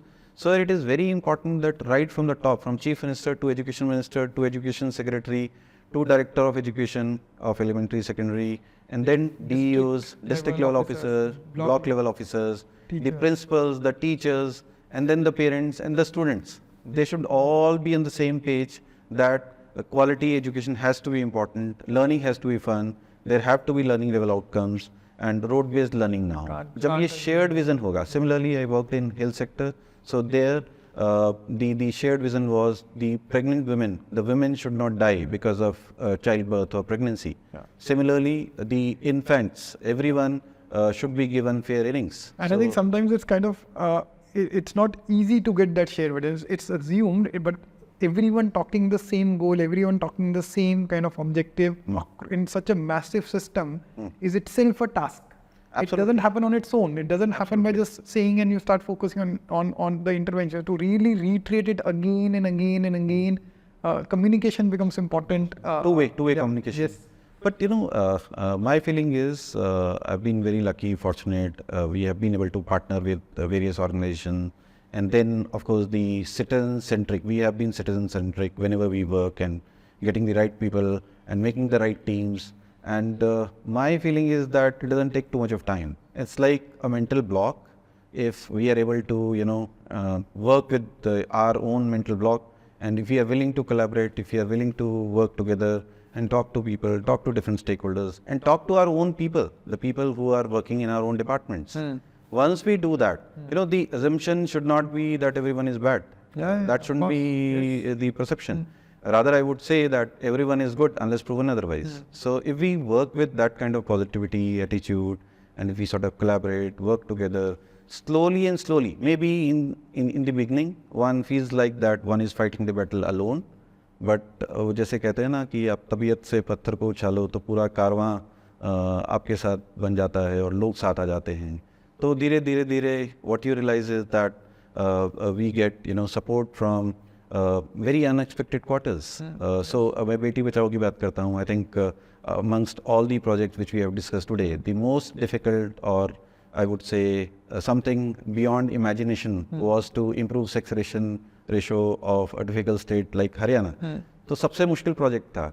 But once we एक बार तबीयत से हमने पत्थर को उछाला और आसमान में छेद करने की बात कही, पूरा कारवां साथ में चला, तो what we realized that we started getting support from here and there. मतलब whether it was AG office, whether it was judiciary who really supported us on multiple accounts, and then there were lots of people. Subsequently I got to know that some people who had 2 daughters, they were the biggest supporter of Beti Bachao, Beti Padhao. So support milta hai, and there are people who are willing to support you. And then the beauty of education sector, health sector is that, public sector is that, there are so many, I would say, philanthropic organizations or knowledge partners. They are willing to contribute, at least they are willing to give their technical assistance. So it is just that we have to talk to them, collaborate with them, and take that thing forward. 4 things I'm hearing through. One is systems thinking approach. Second, which you talked earlier, is around the competitive spirit within the system and really motivating the ones or celebrating the ones who are achieving. Third, you are saying really taking everyone along, taking everyone in the system along, and also kind of collaborating with external partners and this thing. Strategic partnerships that can make a lot of difference and as you're saying, support data from unexpected quarters. Then is having robust data and on the back of what gets measured gets done. So you have the right data, reliable data on outcomes, on outputs, on inputs, and that can be used to kind of nudge the system towards that, right? These are some of the things.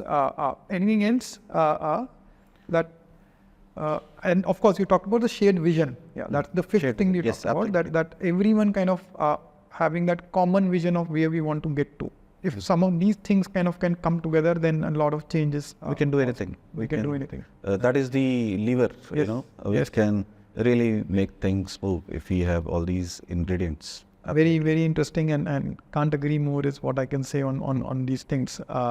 Ekbar, you spent a lot of time in the CM office. You also worked outside of the CM office in different departments. Agar CM office ki ek baat kare, what are the advantages, or what are the, let's say it's a very empowering kind of a role when a bureaucrat in the CM office. What are the advantages there, and वहाँ पे क्या ऐसी चीजें हो सकती हैं जो बाकी जगह मुश्किल होता है in a specific department? So share a little bit about the advantages of working in a CM office. So जैसे पूरे देश की बात करें तो Honourable Prime Minister PM drives, state level पे CM and district level पे DM, PM, CM, DM. We talk about these 3 M's.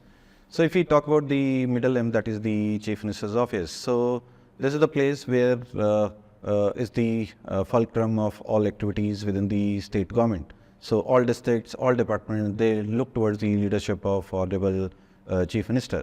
So I would say working in the Chief Minister's office, supporting Honourable Chief Minister of Haryana for 7 long years, 4 years full time, and then rest 3 years part time, has been a blessing, has been a wonderful journey supporting the Honourable Chief Minister.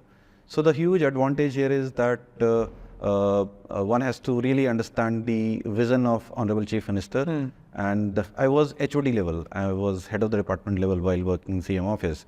So CM is 3 or 4 levels above HO, head of the department.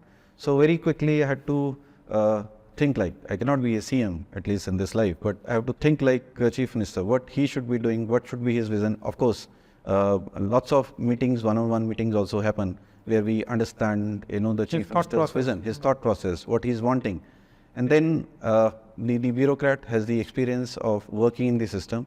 So when I came to Chief Minister's office, I had the experience of working of 17, 18 years, working at different levels, district, sub-district, and the state level. So once we understand his vision, then we can help in developing a strategy or developing programs. And then if you are sitting in CM's office, that happens very, very fast with various departments coming together.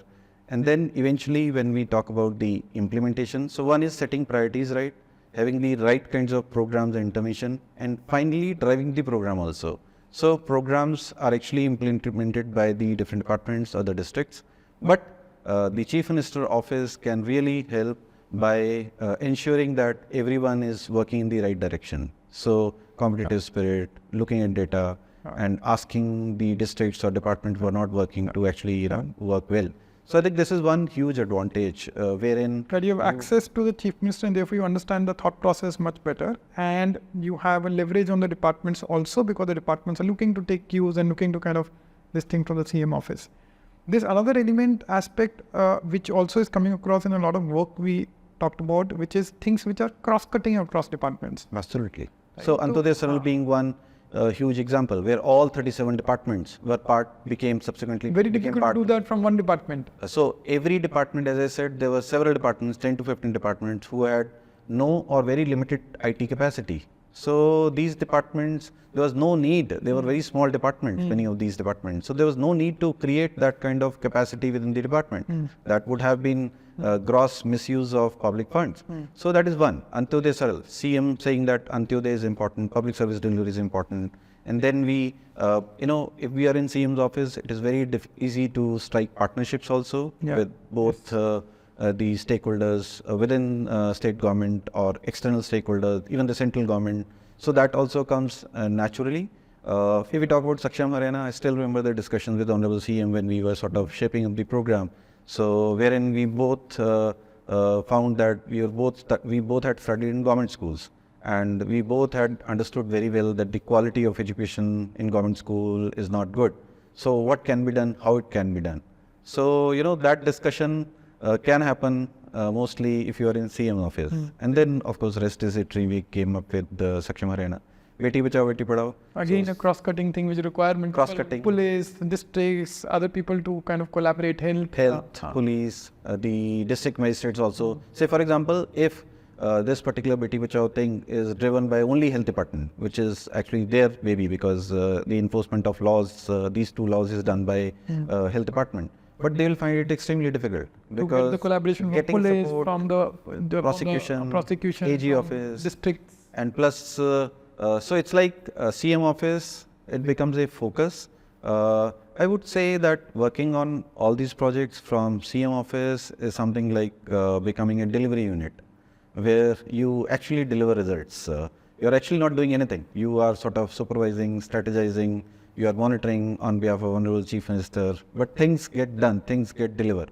So this kind of concept I have seen in many countries where at the topmost executive level, these delivery units are there to sort of show results on grounds. Would you call that as the most kind of impactful or the most satisfying period of your kind of IAS journey so far?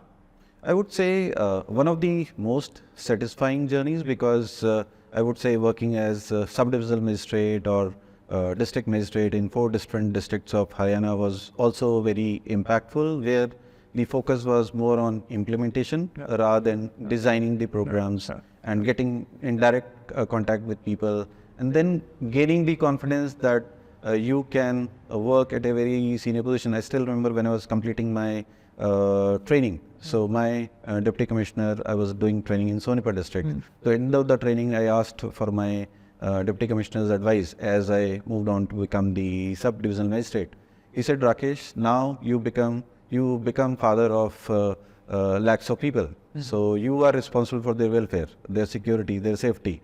So immediately you realize that you are actually responsible, or you are working for such huge population.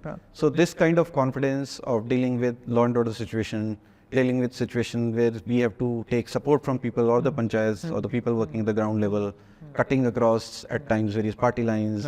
Maybe you have to take support from journalists. So this kind of training, which actually one gets as an IS officer when one is very, very young.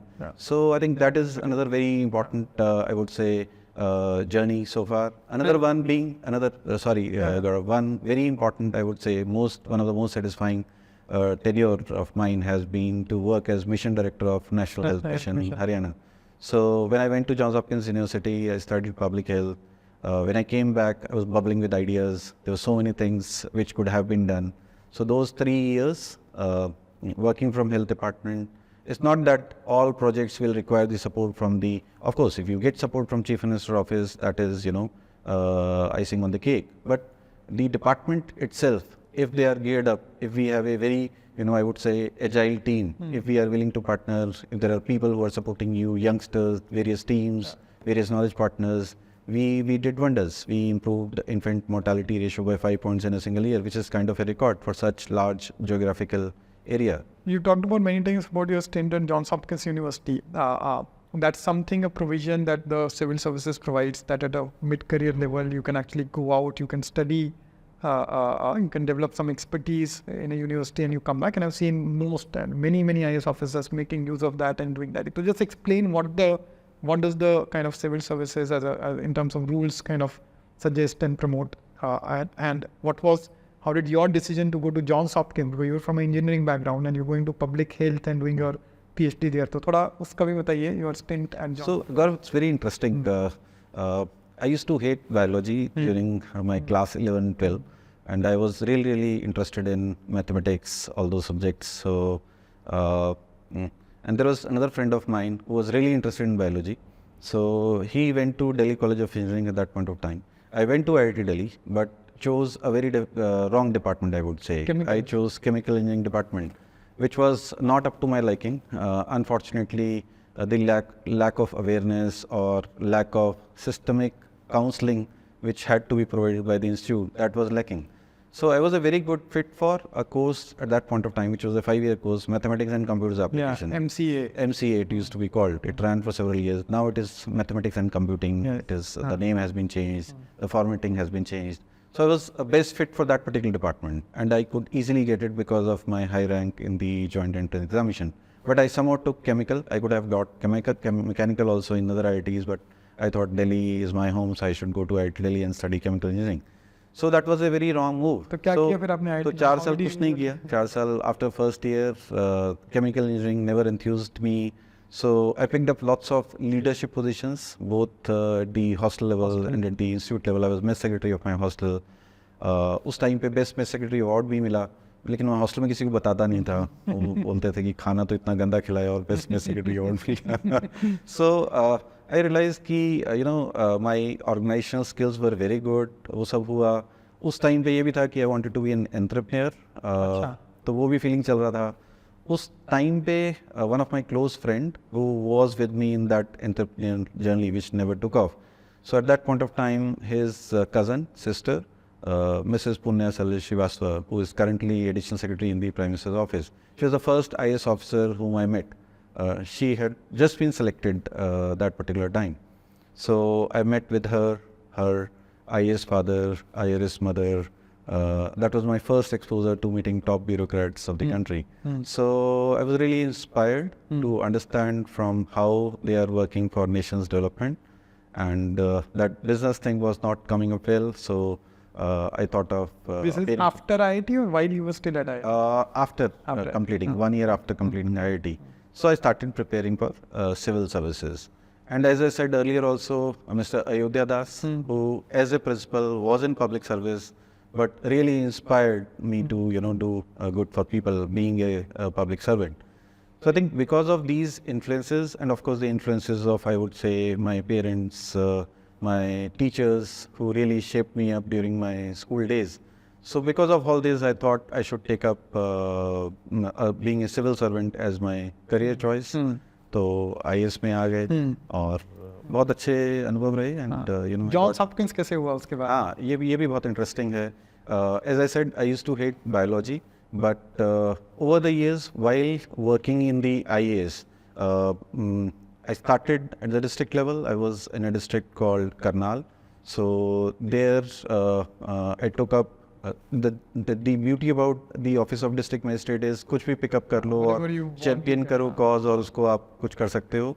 So I started working on safe motherhood. So we promoted institutional deliveries of babies in a big way in government facilities, and at that point of time I got this opportunity to go to London School of Economics under Gurukul Chevening scholarship. I was there for 2.5 months, but that took me to London and more importantly to Geneva, to the WHO. I met with the director of making pregnancy safer at that point of time, Dr. Islam. He was from Bangladesh. So I had a long discussion with him, and he spent almost 2.5 hours with me. So I thought I must be knowing something, at least something about public health. So I really got deeply interested. My apartment mate there, who is a colleague from IPS, who is currently posted in Delhi only. So Dr. Sagar Prithuda, he really inspired me to do PhD. He himself is a PhD. He had a doctoral degree. So immediately after coming back, I discussed with my family, my wife, and then these were all professional or my passion, which drove me towards public health. But then there were personal reasons as well. So hua kya, when I was in Rohtak, that was a CM district, so lots of work pressure, there was no family life. And then when I came to Gurugram as Deputy Commissioner, there were issues which were relating to SEZ. So there was no family life. I was not able to give time to my family.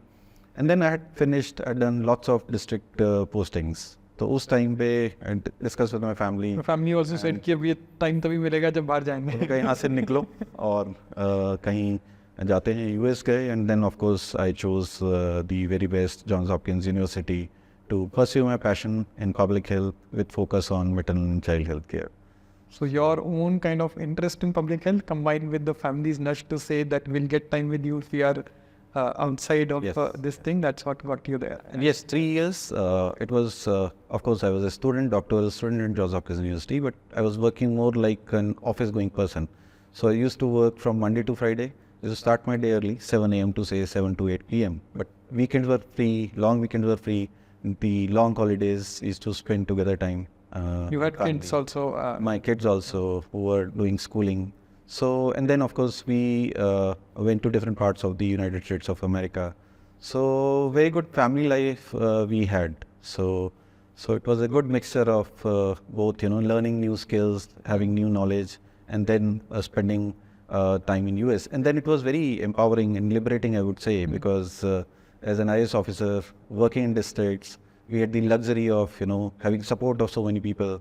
So Excel पे हाँ तो we were on our own, and that too on a thin budget which one student would have in USA. तो हमें तो गाड़ी में हवा भरनी भी नहीं आती थी और Excel पे ग्राफ भी अच्छे से बनाना नहीं आता था, that kind of situation. तो अब तो सब कुछ खुद मिल के करना होता था. But I think we really thoroughly enjoyed that as well, because आप वीकेंड पे गेस्ट आ रहे हैं, सडनली घर की हालत ख़राब है तो मिल के घर ठीक करेंगे, कुछ बनाएंगे खाने का, कुछ वो करेंगे. तो I think you really enjoyed that. And that is the reason probably a lot of IAS officers take that opportunity. Not everyone does a PhD, but people take that opportunity 1 year, 2 year, more. Most right? Most of your colleagues. Many of us we do, and it really helps us. Particularly if it is a long-term program. Just in my case. We were there for full 3 years. 3 years is a long time, not very long time also. So, बहुत अच्छा रहा professionally, and in fact, as I said earlier, I can really divide my career so far into 2 phases: pre-PhD and post-PhD, pre-Hopkins and post-Hopkins phase.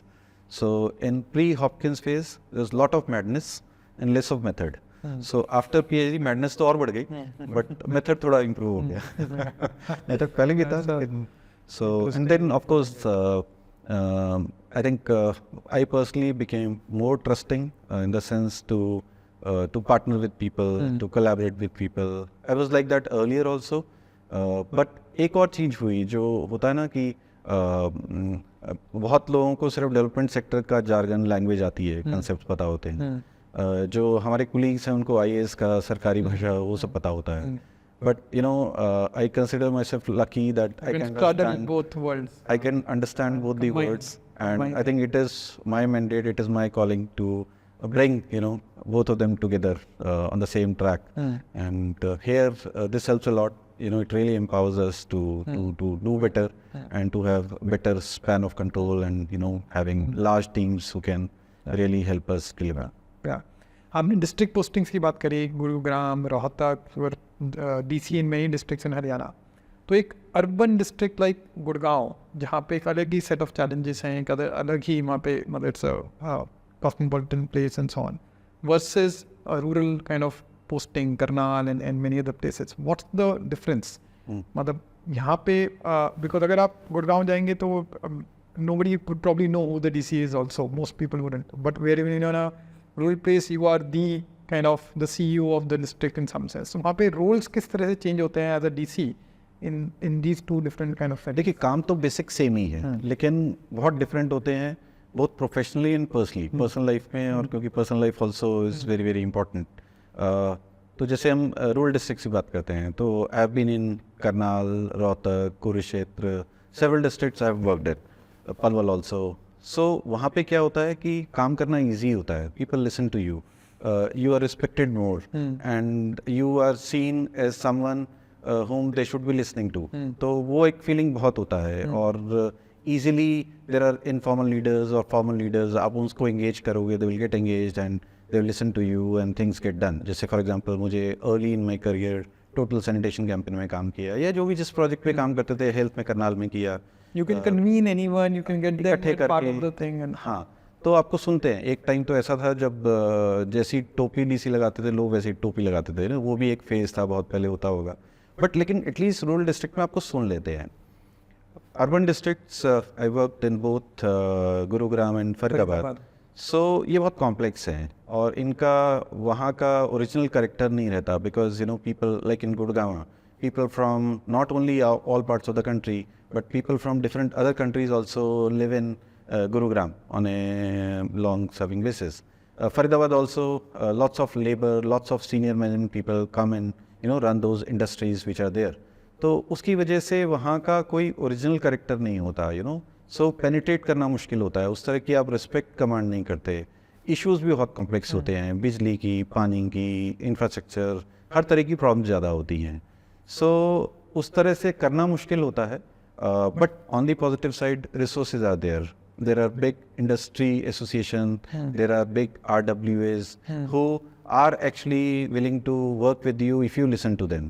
So I had very good experience of working with Industry Association Faridabad, and similarly RWAs or people or the councillors, municipal councillors in Gurugram.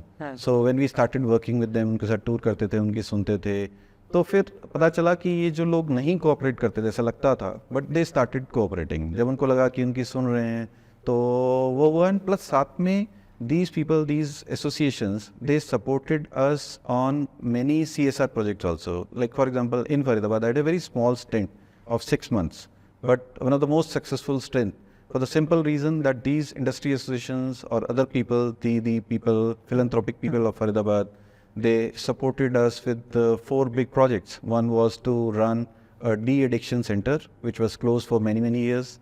And then 3 other projects we started. One was mental health center, which was lacking. There was no facility which could provide psychiatrist or mental health services to people of Faridabad.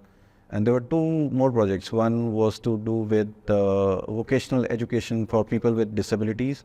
And 4th one was, I think, it was on providing them basic education. So these 4 projects, the philanthropic people, the industry association, they all supported us, and within a small period of 6 months, we were able to do these projects, which was not existing at that point of time.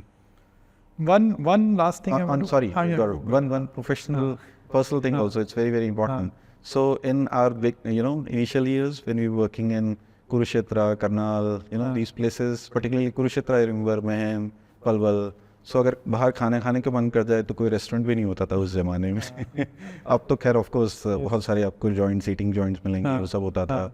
तो ना कहीं बाहर आप जा सकते थे, restaurants भी होते थे, एंड प्लस उसके अलावा आप you are a public face, कहीं बाहर जाओगे people everyone knows you, everyone is kind of watching so Faridabad You can be Gurugram में anonymous. it's on the other side where you have lots of recreational opportunities, you have people with whom you can meet with, have friendship or network with. you can live like a common Yeah, वो भी है. Just for example in Delhi, in Chandigarh we stayed in Chandigarh for 10 years by being part of the state capital. So वहाँ पे भी you get anonymity. Yes. And you get many more opportunities if you want to go to theatre or cinema or any other opportunities, वो सब भी रहेगा. Trekking करो या कुछ भी करो. One thing I didn't talk about, which I want to hear from you, is about the Chief Minister, the Haryana Chief Minister, Manohar Lal. So he's kind of comes from a RSS background. He's been a pracharak, that means he really spent time in Haryana, going to different villages, going to different places. Then he was part of the party, and there again he had organizational responsibilities which were taken him very grounded in that sense. And then he became MLA and immediately then became the Chief Minister, right? So he didn't have administrative experience at all when he became Chief Minister.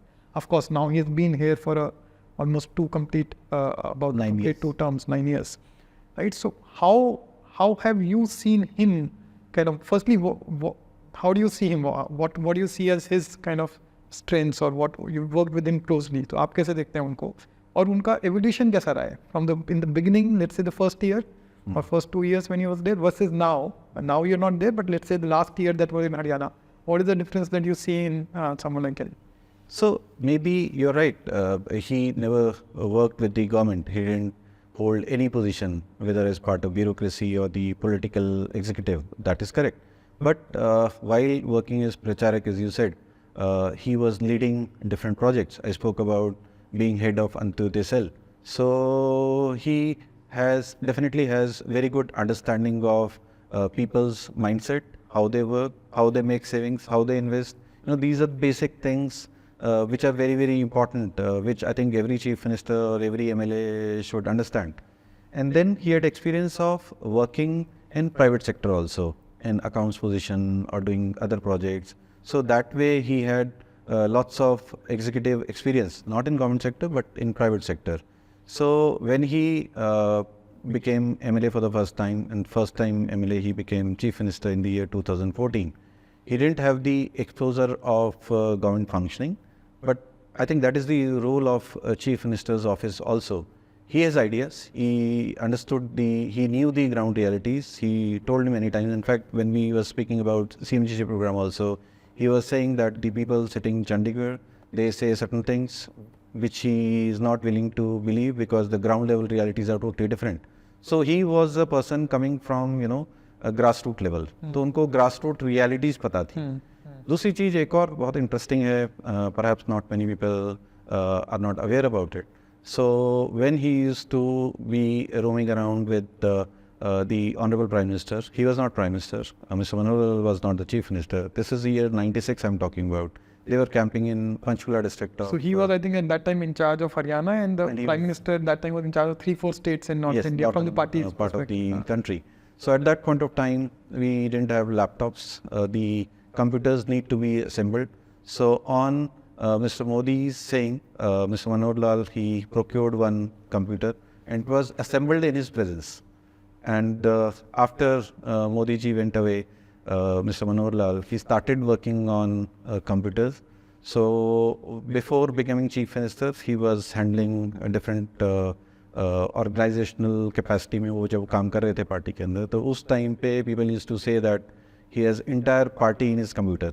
तो Excel पे he is faster than me and then most of other people. So he knows all the shortcut commands. And more than that, I would say जो government कहती है minimum government, maximum governance.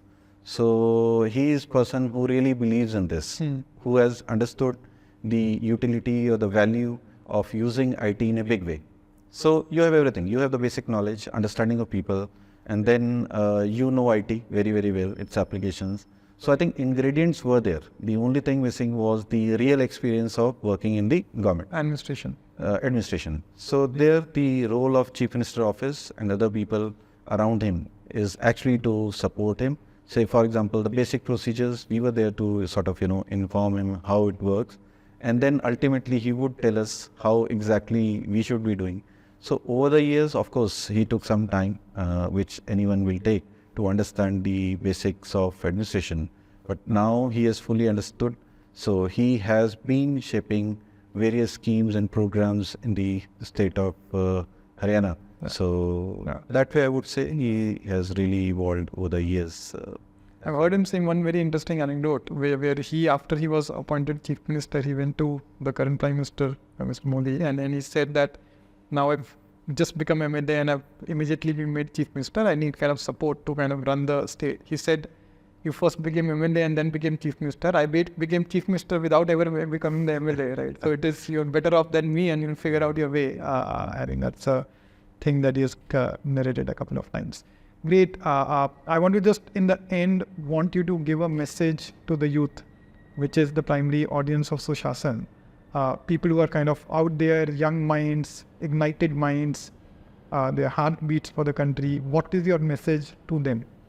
Firstly, Gaurav, thank you so much. This is incredible to launch something like Sushasan, to have this kind of dialogue, which is going to really shape up the minds of youngsters of this country.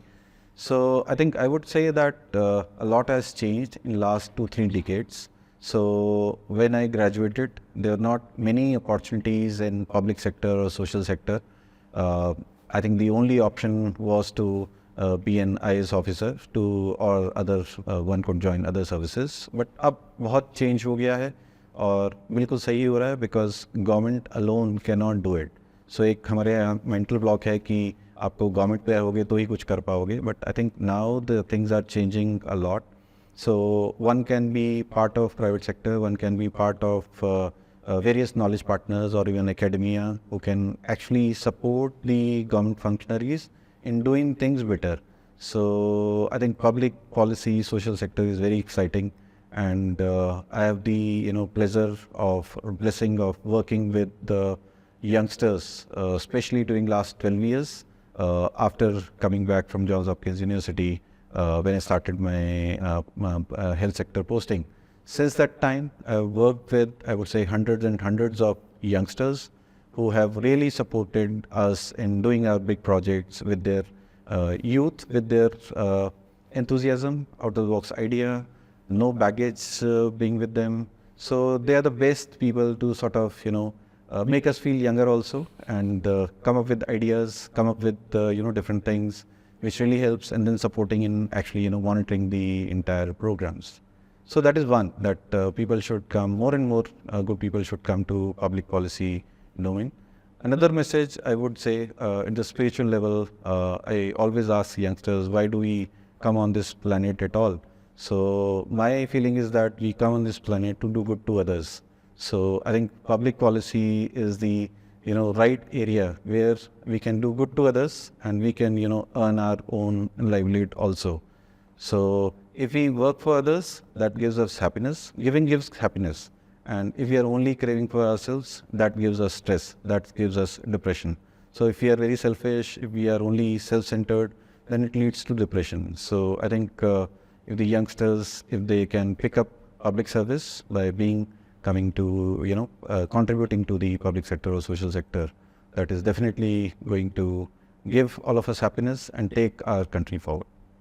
Thank you so much. I think that's an outstanding note to end this conversation on. Thank you, Dr. Gupta, for sparing the time and doing this episode and this giving me the opportunity to host you on Sushasan. Thank you. Thank you, Gaurav. Thank you so much. Thank you. Thank you for everything. Thank you.